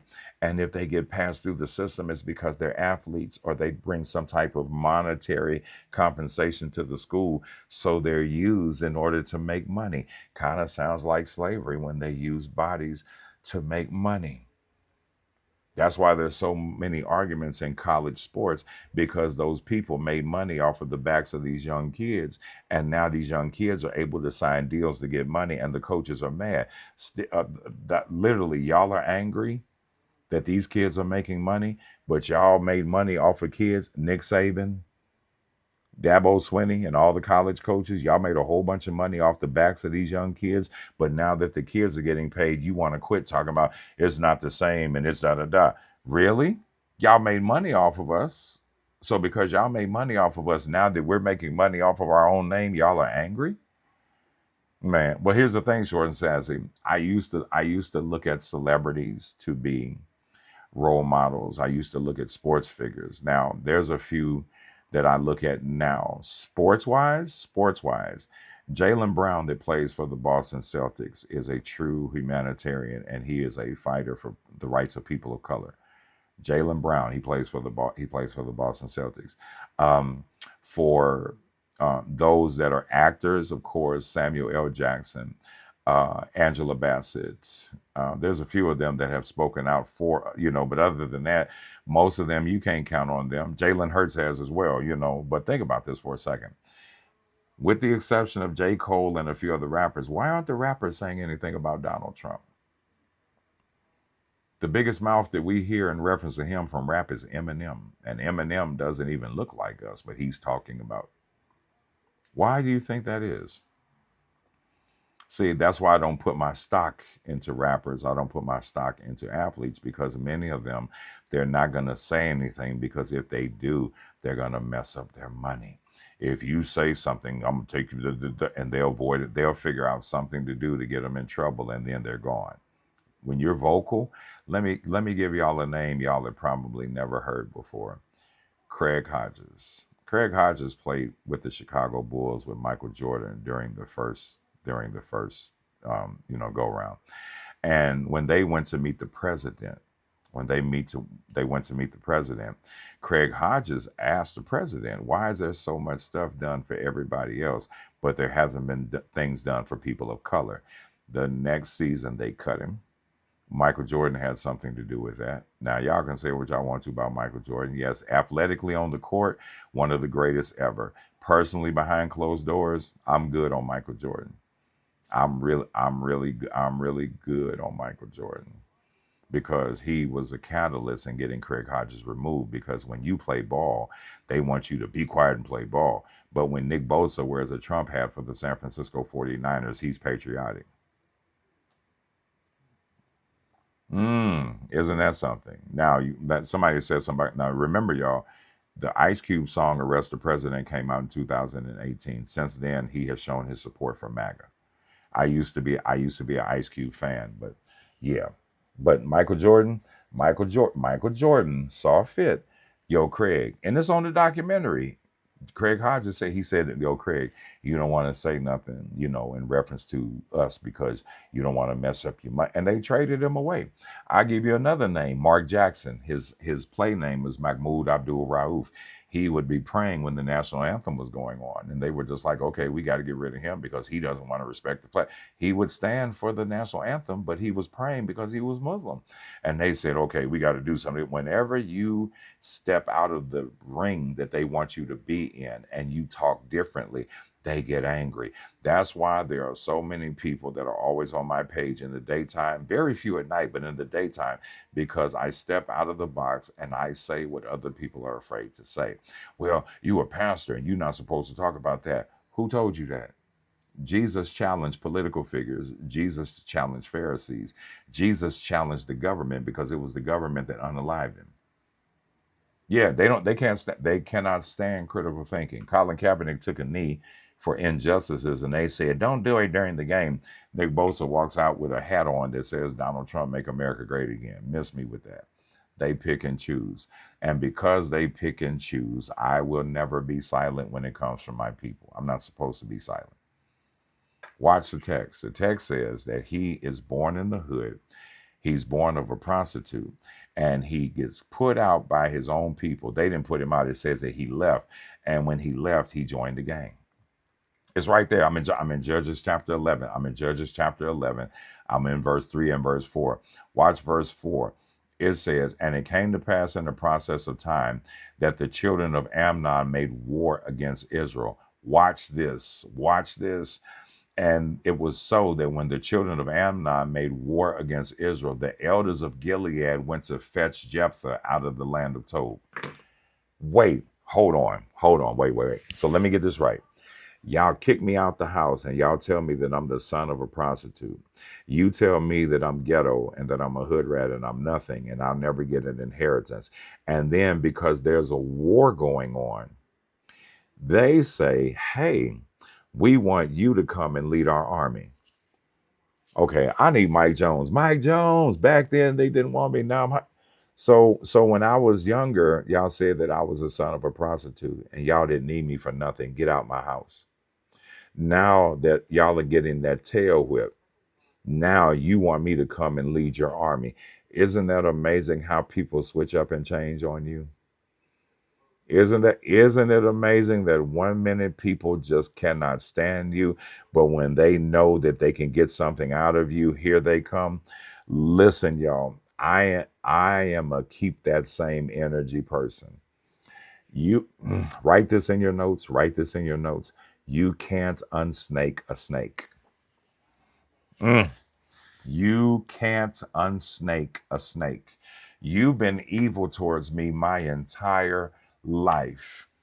And now here come the Bible people. Well, you know, the Bible say turn the other cheek. Be quiet. You sound goofy. That ain't got nothing to do with nothing. Turn the other cheek was added into the King James Version during slavery to make sure that slaves were kept subservient. You cannot unsnake a snake. One minute you love me. First you love me, then you hate me. Then all of a sudden you need me to do. Mm-mm. Nope. Don't mess around. Don't mess around and need no kidney. I'm talking to my family members who's watching right now that don't like me. Don't mess around and need no kidney. Don't mess around and need no pinky toe. Don't mess around and need no lung. You like my Bernie Mac boys, you fresh out of luck with me. It ain't happening. Watch what it says. It says that there was a war. The war is going on, and then it says the elders of Gilead. There it is. Make it rain. Hey, Mike sent it. Michael sent it. Appreciate you. Appreciate you. So watch. It says that the elders of Gilead went to fetch Jephthah. Fetch. The fetch. What you mean fetch? It's right there in the King James. Notice what it says. It says that the elders said, y'all go fetch him. Okay, first of all, I'm a grown man, dog. I'm a grown my subject to entertain. I'm a grown man. Second of all, y'all didn't want me, but now y'all need me. So y'all gonna come at me like you fetching me like a dog? Disrespectful? Are you getting what I'm saying? Theo, don't do it, Theo. So basically, they go look. I'm in Judges chapter 11, verse 6 now. Watch what it says. And they said unto Jephthah, come and be our captain, that we may fight with the children of Amnon. Thanks, Krista. Thanks, Krista. You see what they said unto Jephthah, come with us and you can be our captain. In other words, we're trying to bribe you with position. We're trying to bribe. We can't fight this fight because they handing our tails to us. We need somebody to lead us, and we want you to be our captain. They sound like an insurance salesman. Remember that episode of Martin when it was cold outside and Martin had glass and he had the tape over the window and they said they were going to send Cole to get pizza. And they said, Cole, you the only one that can go out there and get that pizza. You the only one that could do it. They hyped him up and hyped him up. And then when they closed the door, you think he going to make it? He was like, in that blizzard, heck, no, he ain't going to make it. People will hype you up when they need you.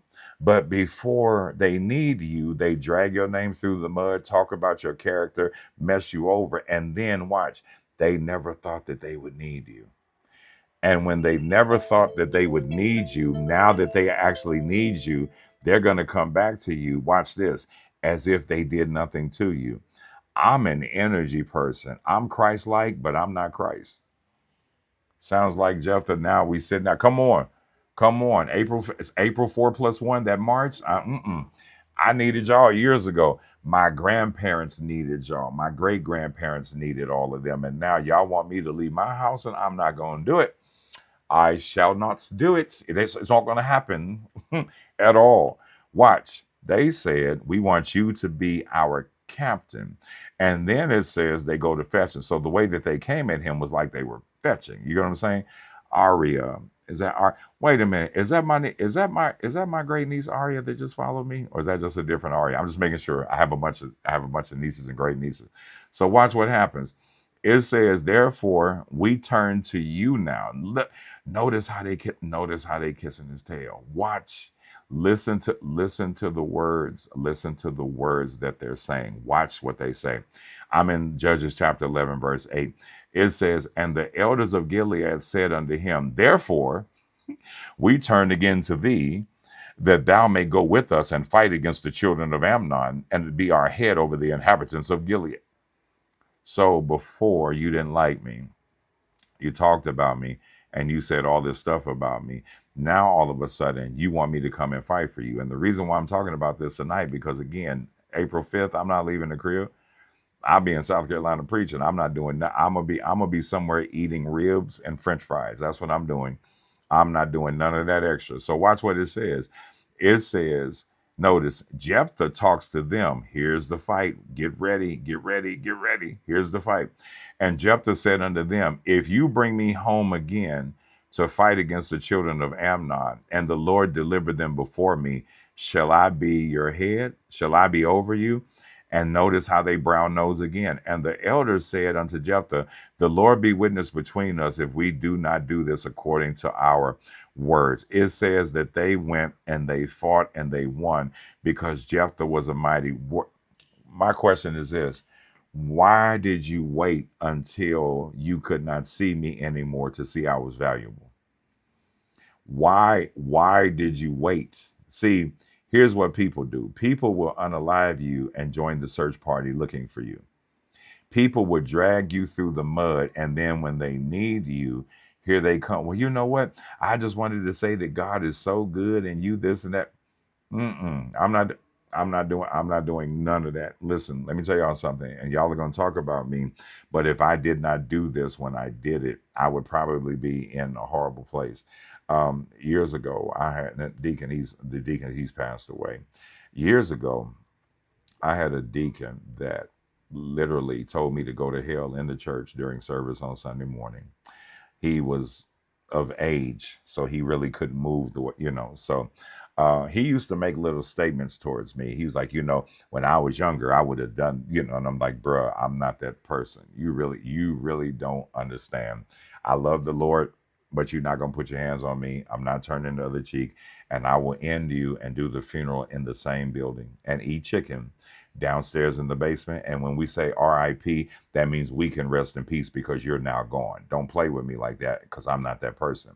So he says, well, as a pastor, you change and you this and that. I'm like, sir, I never called him out of his name. I never went in. One time I went because he threatened me. So he's like, well, I'll have my sons come up here. I said, sir, if you get your sons to come up here and do me any type of bodily harm, I said, excuse my French, y'all, I'm on my page that I can say what I want. I said, I will whip all three of y'all individually or collectively, however y'all want to do it. You're not going to, I was like, you barely can walk. Your other son needs a kidney and the other one is limping. I said, I'm not the person that you want to threaten. He says, see that? He's threatening me in front of like 30 people.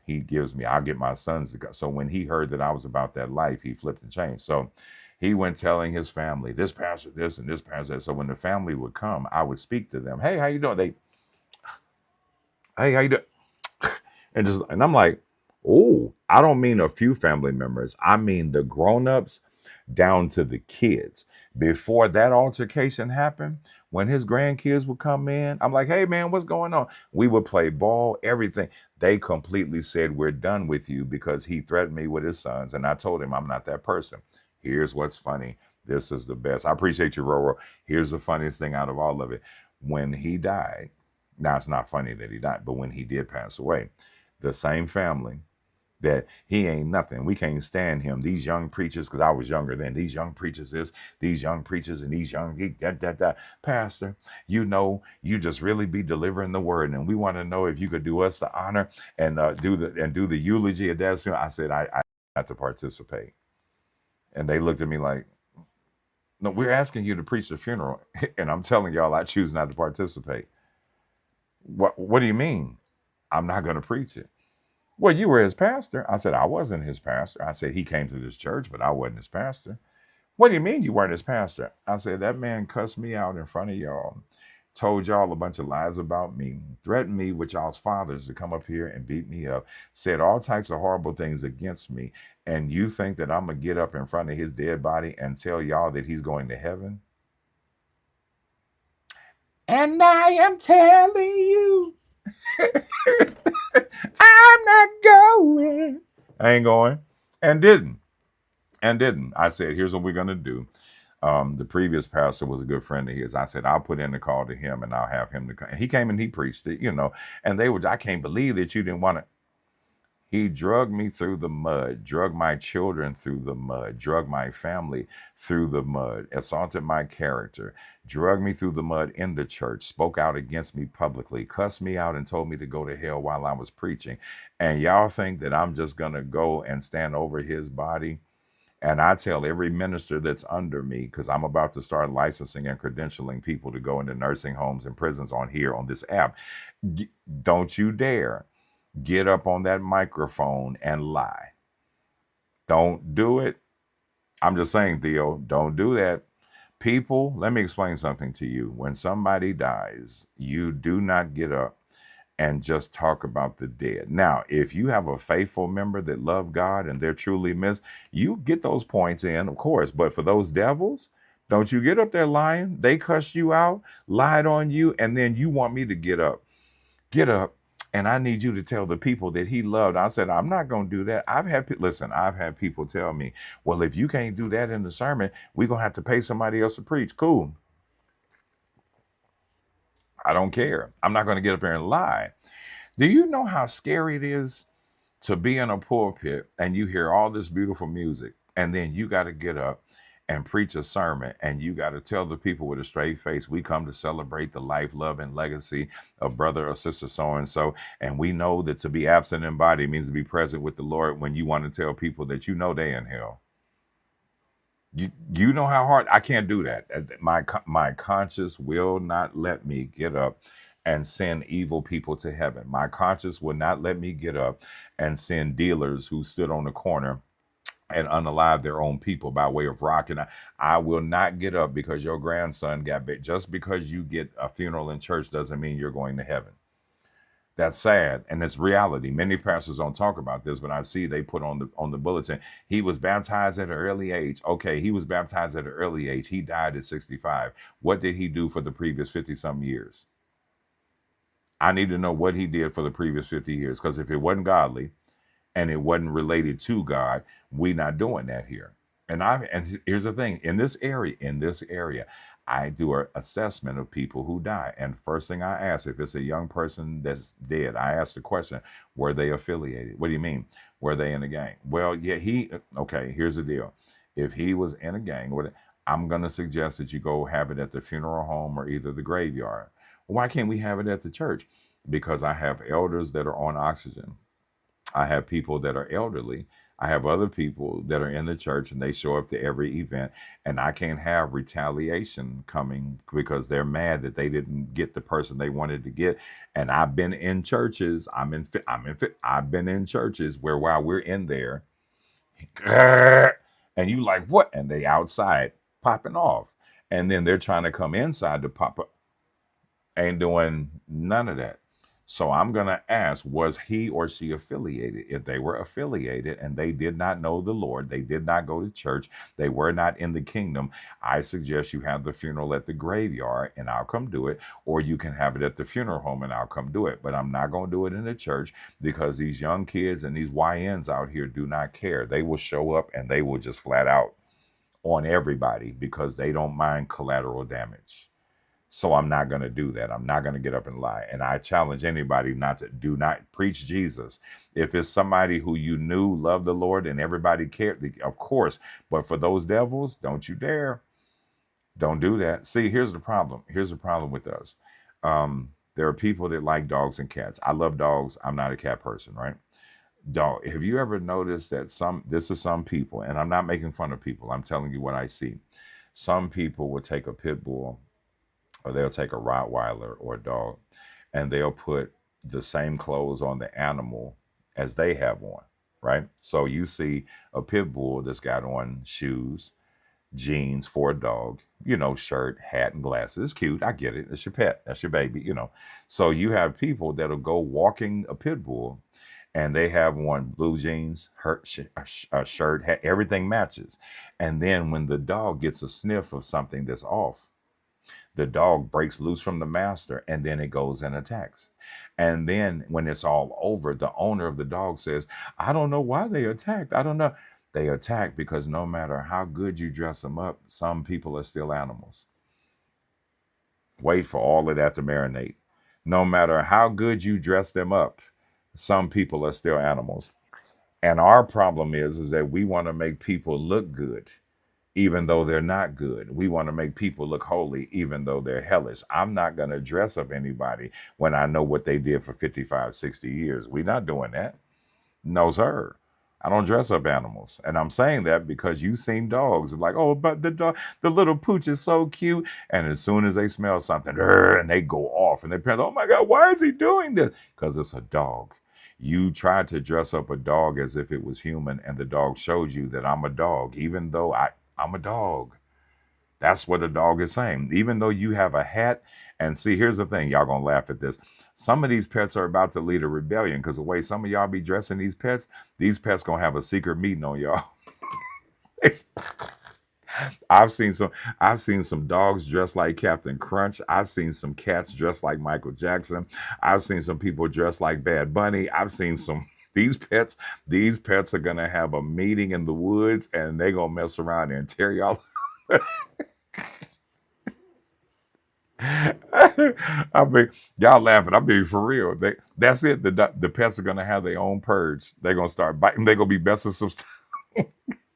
Because listen, I'm gonna be honest. I be feeling, yeah, weaves on pets. They be braiding their hair and everything. And I get it. The pet's your baby.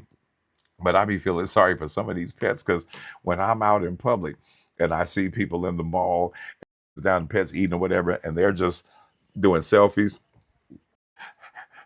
I'm dressed like a stripper in Atlanta. Help me. And I love pets. I love pets. But some of these pets are gonna rebel. I'm telling y'all. Like, look at the little pooch. You're a cute little pooch. Herf, help me. He's trying to say, help me. Herf, get me away. Herf. She's nuts. Herf. I be sleeping in the middle of the night and she tried to kiss me in the mouth. Herf, help. And that's the dogs. The cats, it's like they have no brains of their own. The cats just be there just like, I'm just here in Jesus' name. What's up, Sarge? I'm just here in Jesus' name. I don't even. Yeah. Well, here's the thing. I love dogs. I'm not a fan of cats, but I love pets. But I need people to remember something when you have pets. I've heard people say, "Don't put the pet outside because he'll freeze." That's a dog. If you put you and that dog outside in 10-degree weather, 2 days later, you're no longer here. The dog is still gonna be here because they're made for that. I don't know if anybody told y'all or not, but they're made for that. That's why they have fur. They can last through the elements. Yeah, they can last through the elements. A dog is resourceful. Cats too. Cats too. I was being for real. So watch what happens. They lead him. He leads them into war, and they whip everybody's tail. They take care of everybody. That cat knows it's getting revenge. Come on. Listen, here's why I can do dogs. Dogs are trainable. You can tell them, cats are trainable too, but dogs are more trainable, more affectionate. Cats, they walk and they pee on your curtain. When they walk and they shake their tail, it's like they stripping, like they dropping, they just shake and they pee. I'm like, man, get out of here. I'm good. I don't do cats. I love dogs, but I just can't do. I can't do cats. I can't do cats. Now, y'all are gonna judge me. I'm gonna get back to the story. So y'all really gonna judge me. The very first pet that I had was a koala bear. I loved my koala bear. I had bought my koala bear when I was in Australia. I had her shipped. I love my koala bear. And yeah.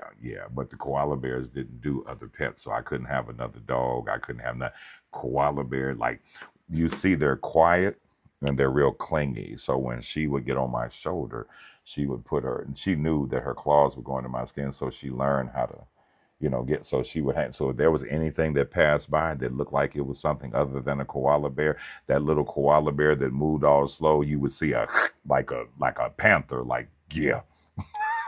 Woo, no joke. Yeah, for real. That's all. And I don't have one because they're more expensive now. They're ridiculous now. Listen, watch what happens in the lesson. Jephthah is told by the people, get out.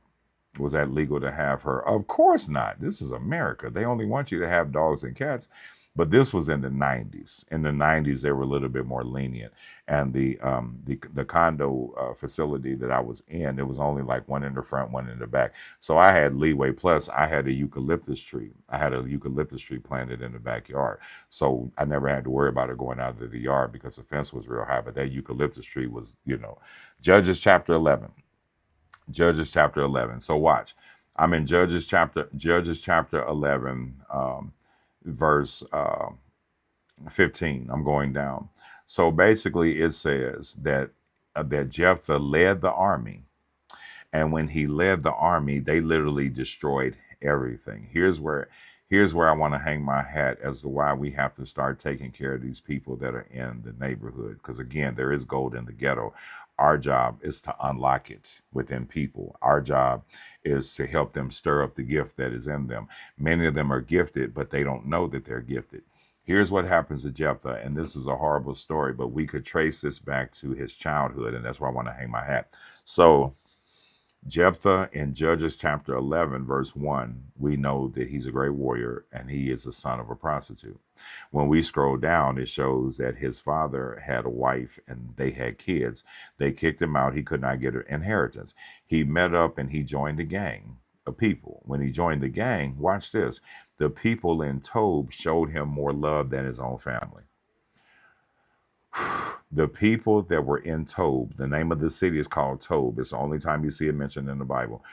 The city where they come from, they show him love. So the only love that he receives is people that are not family. I don't know about y'all, but I've got some family members, I've got some people in the world who treat me better than my family. We're not blood kin, we're not connected like that, but they have treated me better than my blood family. Anybody have that in your life? You got people, you're not kin to them, but they treat you better than people that are in your family. Man, listen, they extend love to him. But watch, I want to deal with the mental part of this. I want to deal with the mental part of this. I want to deal with the mental part of this. And hold on, I forgot something. I got a commercial. I got something. Hold on, don't y'all go anywhere. I got a commercial. We got some other stuff coming up, but I forgot. I gotta do something. Look, don't y'all beat me up. I got a commercial. Y'all hold on. Give me a minute.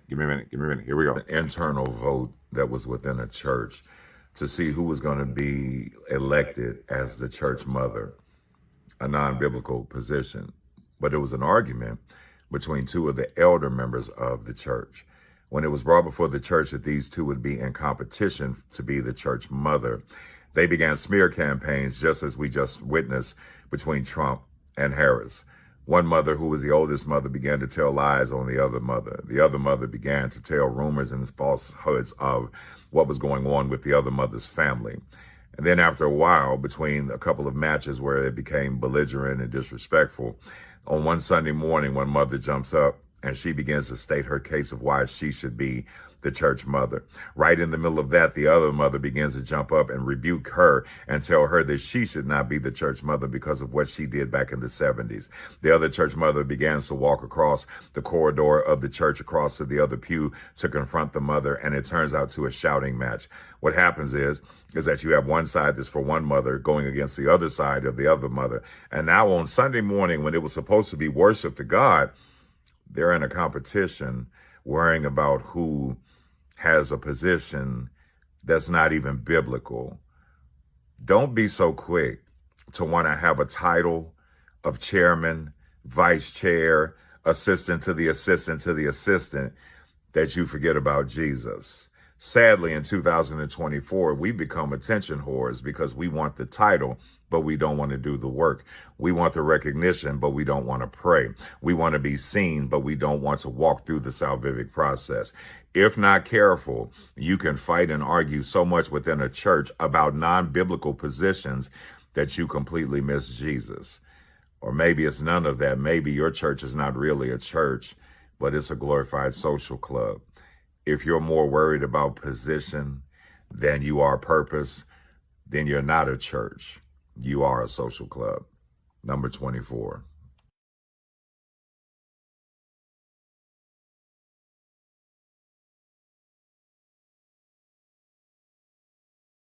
Hello, hello, hello.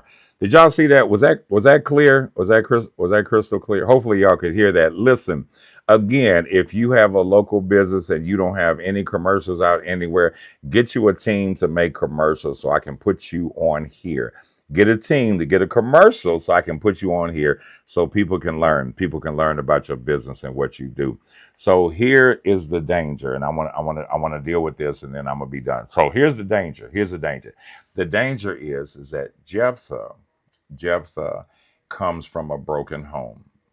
Because he comes from a broken home, he ends up broken himself. And I'm gonna tell you the end of his. Read the rest of the chapter, the next few chapters, because Jephthah has a child, and it's a daughter, and he ends up really unaliving his own daughter. This is in go to the next few chapters, and you'll see the story. I'm telling you this because let's go back to the emotional mental state of Jephthah. The Bible doesn't say how old he was when his family kicks him out. The Bible doesn't say how old he was when they turned on him. All we know is that he is a mighty warrior, and his family turns on him, and he goes, and the Bible says he fled the brethren, and he gets to Tob. Fled, meaning that he ran quickly. The question would be, what all happened behind closed doors that wasn't written?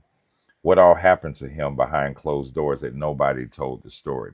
I said all of this because many of you that are watching this right now, when you were younger, some stuff happened behind closed doors and you never told your story. And because things happened to you behind closed doors, you never told your story. And now that you're grown, you're still trying to heal from what happened to you behind closed doors that nobody else knows. The hurt, the molestation, all of the different things that happened to you as a child. It happened and you suppressed it and you never addressed it. And now that you're an adult, it's still there.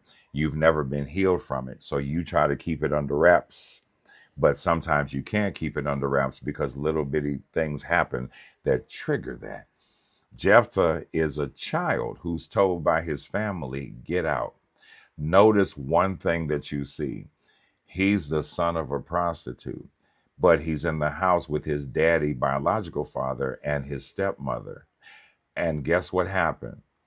When the brother said, you don't get nothing and you're nothing to us, notice the mama and daddy didn't speak up. How do you handle life when your mama and daddy didn't speak up for you when they should have? How do you handle life when your mom's boyfriend kept putting hands on you and you tried to tell your mom, but your mom never spoke up? How do you handle it when situations happen and you told your family, but your family never spoke up? And now that you're an adult, you love people, you love your family, but you're dysfunctional because you never healed from the past. And you have a lot of adults that are walking around with children's minds because they were never healed from the past. And it's like, exactly, well, doctor, it's an internal ticking time.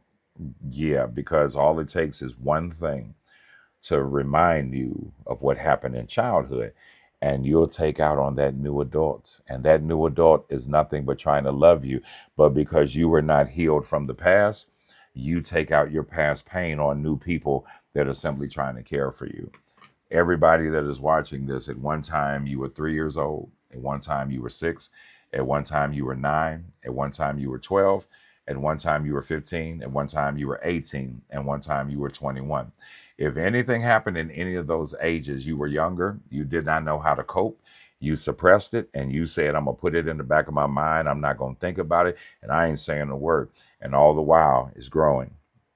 And the moment that somebody, it has nothing to do with your past, comes along and all they're trying to do is love you, they say or do one thing that reminds you of the pain of your childhood, and you go, boom. Did they deserve it? No. But if you're not a healed child, you won't be a healed adult. And there are many adults in adult bodies, but they still have the heart of children and they're still broken. Exactly. Trigger point. So they're thinking about, I want to get better. So what we do is we connect to people in love because we think that if I meet the right man or the right woman, they're going to help me heal. So basically, if you're getting with somebody to hope that they help you heal, then what you're doing is you're giving somebody damaged goods, hoping they can repair. And when they can't repair you, now you're upset at them when you really should be upset at self because you thought that they were going to heal you when God is in charge of healing, not your lover. So you gave them your heart, your body, and your mind. And then when they did opposite of what you wanted, it didn't work out. And now you're exactly so, and now you're still broken because you thought that if I give him my heart and I give him my body, he's going to help me forget about him. If I give her my heart and my body, she's going to help me forget about her. And it doesn't work that way. You have to allow God to make you whole before you present yourself to somebody else. Watch this. Everybody, okay, my favorite cookie is an oatmeal raisin cookie. Oh, I love oatmeal raisin cookies. But the easiest way to sour me to a cookie at that time is for you to do a Karen or a Ken and bite it and then try to give it to me. Tell me, here, I got it. You tainted it. Okay, let me make it clear. When I worked for Dell, they know that I love oatmeal raisin cookies. Love fresh oatmeal raisin cookies with pecans. It's a wrap. I love oatmeal raisin cookies, but I also love blueberry donuts. We were in we were in we were in India. I was in Bangalore, India, and we had a guy named Michael Dunton. Michael Dunton was like the real life of the party. He was off the chain, real good guy. Good night, Kim. He's a real good guy. Michael Dunton would go to the donut box, and he knew I love blueberry donuts. So what he would do is he would go to the donut box and he would grab a donut.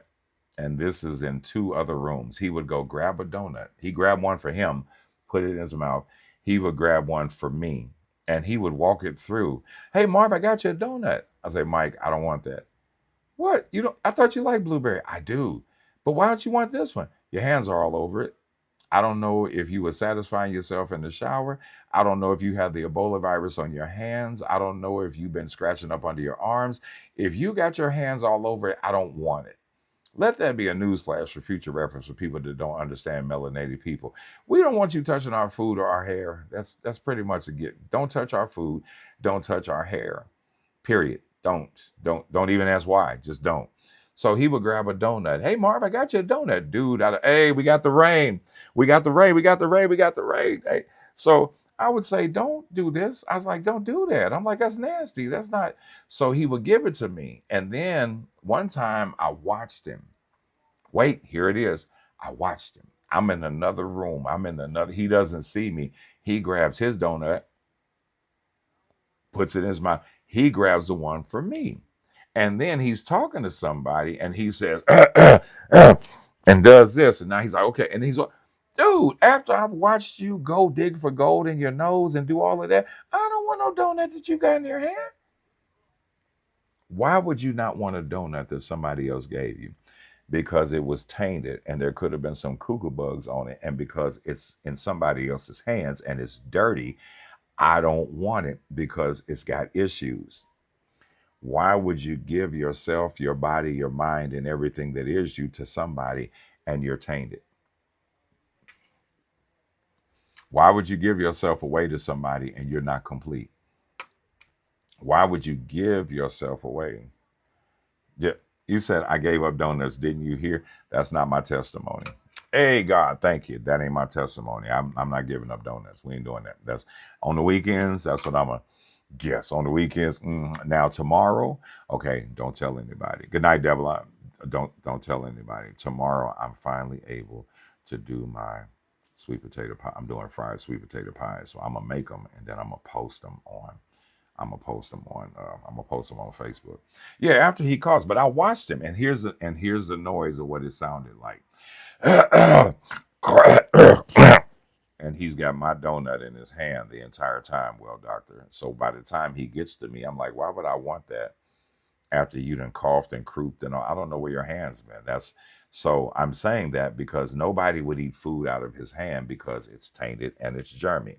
Why would you take your tainted spirit, broken spirit, tainted feelings and give them to somebody knowing that you're not complete?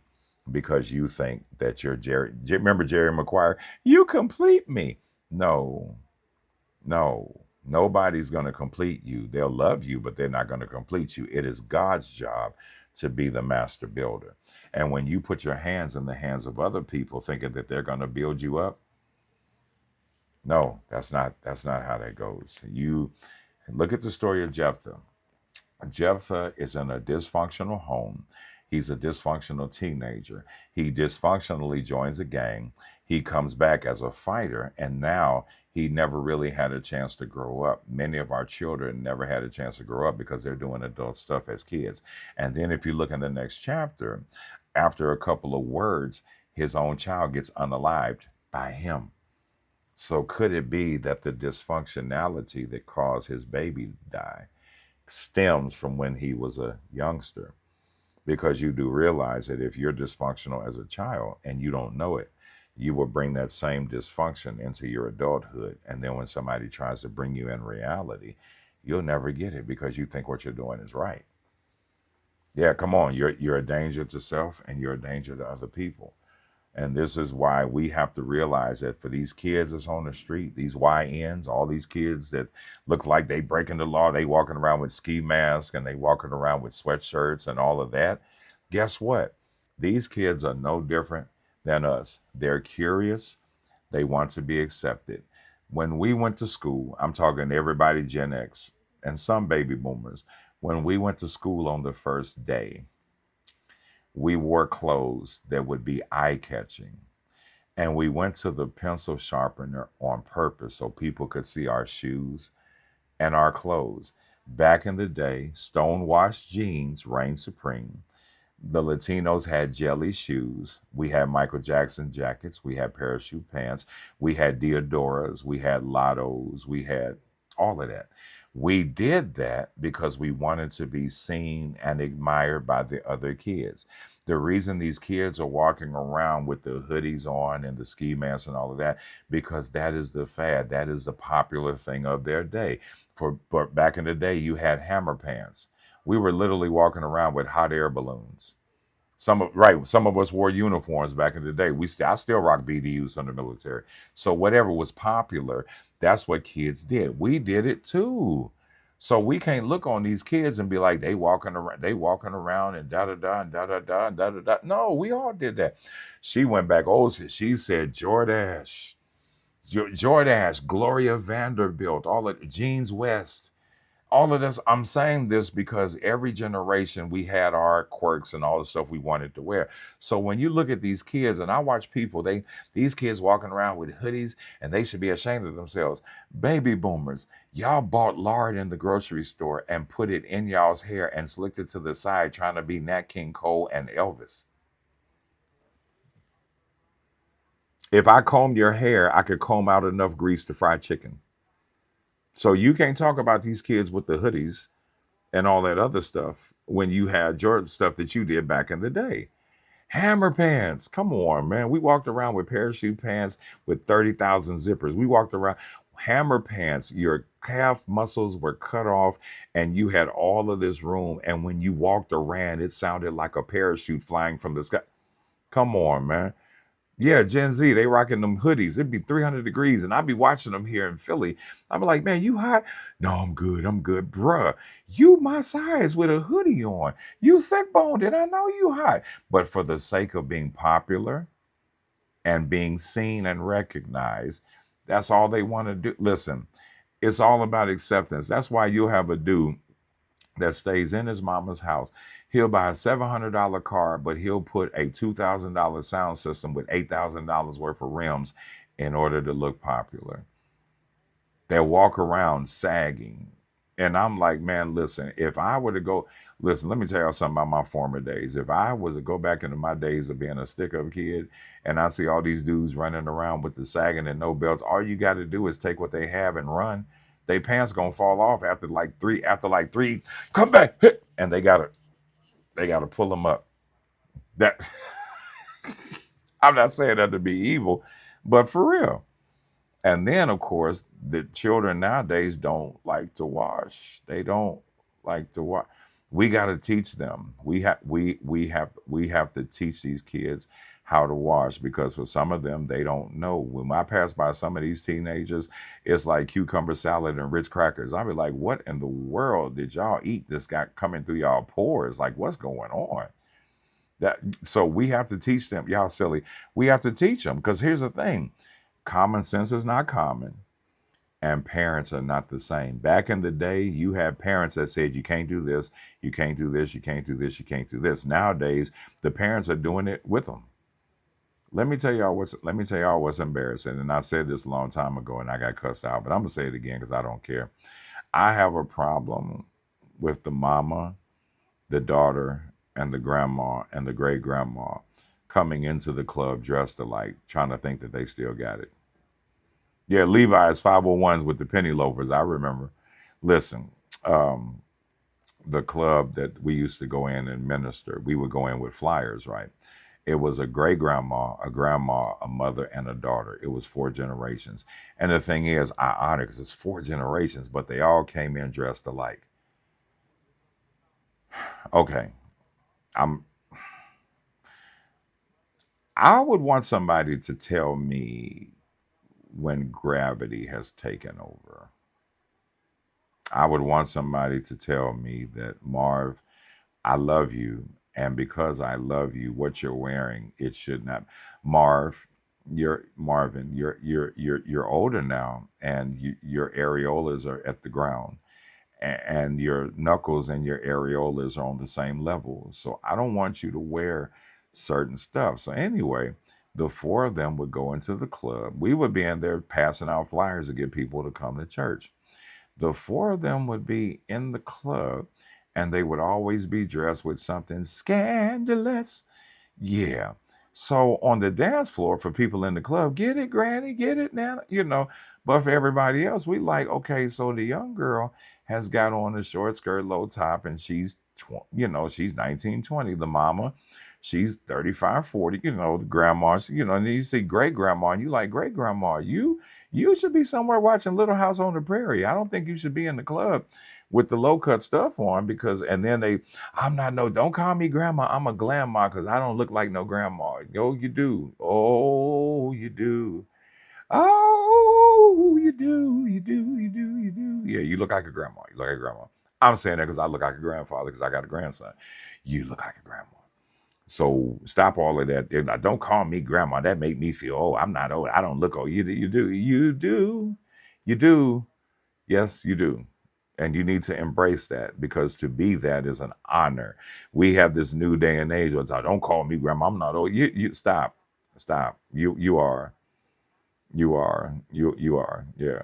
Yeah, you are. But the problem is that we become so dysfunctional in the hood that when we see stuff like this, we think that it's normal. Now, if I saw those same women at a birthday party, like a dressy like birthday party, and they posed, and all four of them said we have four generations. I'd be like, yo, that's history. But to watch great grandma try to drop it like it's hot, and when she gets down so low, they gotta help her back up. And she didn't really touch the ground. Her diaper touched the ground.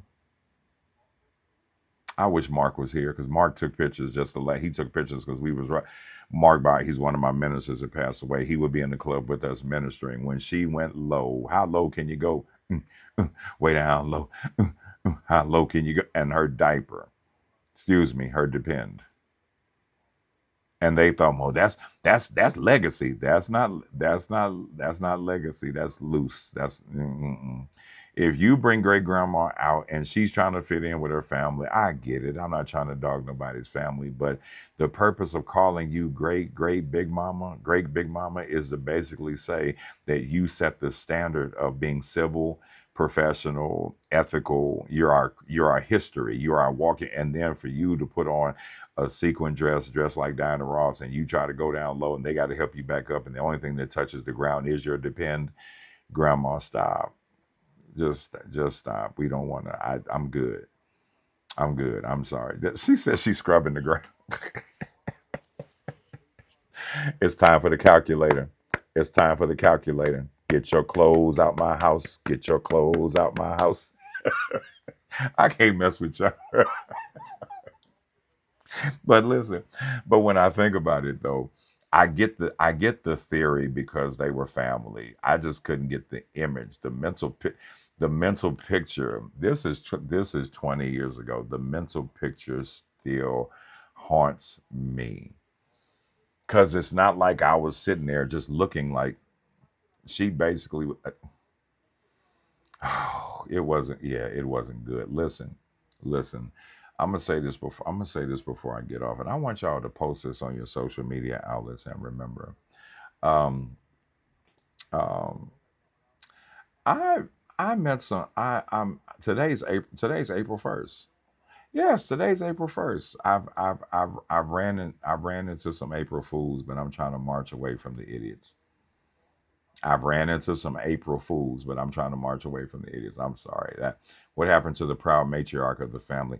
But that's my point. That's my point. To be the matriarch, for somebody to say you're a great grandmother.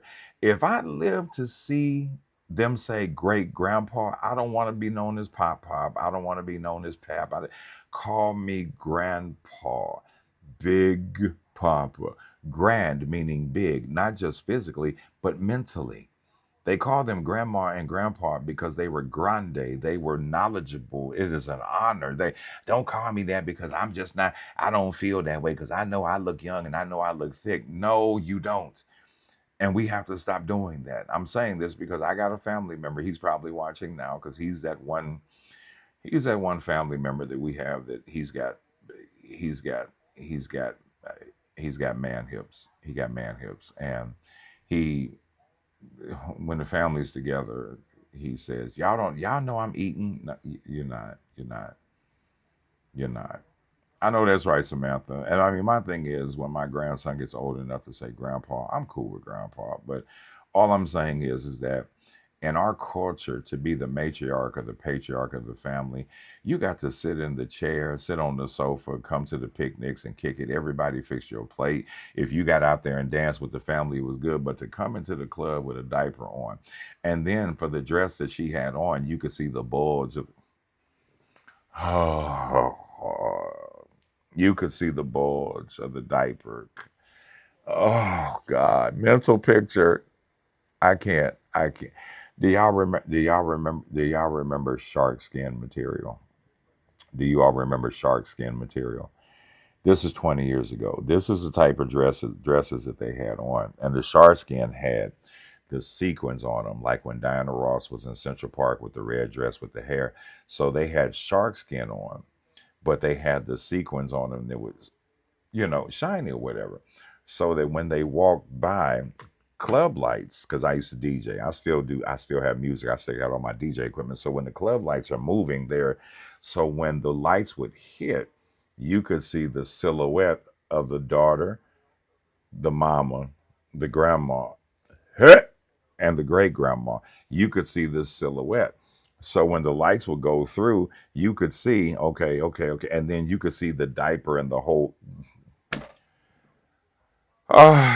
I gotta get off. I'm sorry, y'all. I can't. It's just nasty. It's not. Listen, I've got to get off of here. Oh, yeah. Let's see. Literally, she had on the pen. And see, that's my issue. I'm a firm believer. I'm a firm believer. I get it. You're gonna be you, but how seasoned is too seasoned to be doing certain things? I'm just because see, here's what we don't realize. This is for every grandma, nana, grandpa, mama, and daddy. What we don't realize and not pay attention to is while we're so busy trying to be cute and relevant, Miss Betty, you silly. While we're so busy trying to be cute and relevant, when we show our tattoos and we show our booty and we drop it and we showing leg and all that, I get it because um, yeah, we'll finish with Janet Jackson tomorrow. I get it because you're trying to show that you still got it. One thing that nobody ever thinks about while grandma, grandpa, mama, and daddy are on Facebook and YouTube and TikTok live and I got it. Look at this. I'm thick. I got that. There's a baby that's going to school the following Monday. And then when he gets on the bus, all the other boys are like, man, your mama got a booty on her because mama's showing her entire tail on social media. Daddy's showing his tail on social media. Grandma's showing her tail on social media. So when you're having trouble with your young people, talking about he's always fighting. I wonder why he always fighting. Because mama, you was on a public forum showing boobs, booty, and breasts, showing people that you thick and showing your panty line and basically advertising yourself as easy. So when your teenage son gets on the bus, the boys on the bus say, yo, mama got a big, and by nature, we say, don't be looking at my mamas, but we can't tell them not to because you made it public as you at the edge of your bed, mama, in your bedroom. And in the background, there's Cheeto bags on the floor and an ironing board that ain't all the way out. And then literally, you got a picture of you with makeup and everything while your house looks like hell. And then you're wondering why the boys are teasing your son because you have shown them foolishness. And for anybody that did not know, when we were younger, our friends' moms, we looked to see who the hottest mom was. This ain't nothing new that started. This has been going. You know how many, listen, I'm telling you, real life here in this area, you know how many young men get into fights because mama showed booty online and they made fun of him and he had to defend his mother's honor? That happens every single day. But for all of the ones that's on social media, on the bed, backed up, you doing all of that, not really realizing that you're making it hard for your kids, but they don't catch that. Why y'all always judging? We could care less about you. If you want to pose as a Beverly Hillbilly, do that. But don't do that to have your children hurt and broken. You know how hard that is to live that down? That when you grow up, everybody that's on social media that's your age has seen your mom's booty. And then in certain places, some of your friends have had your mom, but you just don't know it because mama was a rolling stone. Boom, boom, boom. Yeah, that's man. Listen, we live in some strange days, y'all. So listen, I have about 4 hours before I have to get back up. And again, I thank you all so much for your help, your prayers, your contributions. Because again, today was about 500 or so. So prayerfully, God is going to stretch it all on tomorrow. Because if anything else, we're going to have coffee. Listen, if anything else, we're going to have coffee. And because of the rain that's coming down, I'm quite sure that we'll be greeted with a monsoon in the morning. So y'all keep me in prayer because but it is not just, I'm freezing up. I'm freezing up. Snakes are, I think it's back now. Snakes are not just on the ground, but snakes are also walking among us. Snakes are also walking among us. Yeah. Yeah, yeah. So, yeah, but listen, I love you all. Oh no, I'm gonna rest. Like I said, I'm gonna be back up. I'm gonna be back up at about 5 o'clock. I gotta get up at 5 and get dressed and then get down to the site and see what's cooking. I'm feeling like a big gigantic bootleg stack of pancakes with some sausage and some bacon and some. I know I should not. I'm not gonna eat that tonight, but that's what I'm feeling right now. The storm front. Yeah, yeah. It's well since I've been online. Since I've been online, it has been raining. Like I hear the wind outside, so you know when the wind gets up here in Philly and New York, it's yeah, yeah. It's strong. It's strong. So yeah. So listen. Thank you all. Thank you all so much for coming on. Please, by all means, drop by the website, go by the Cash App, bless us, help us out if you can. If not, totally understandable. Just be in prayer for our nation. Just be in prayer for our nation. And tomorrow at 12, hopefully tomorrow at 12, I may go live outside tomorrow. It depends on how I feel. I may go live outside tomorrow. But thank you all. Thank you all so much. Thank you all so much for coming on.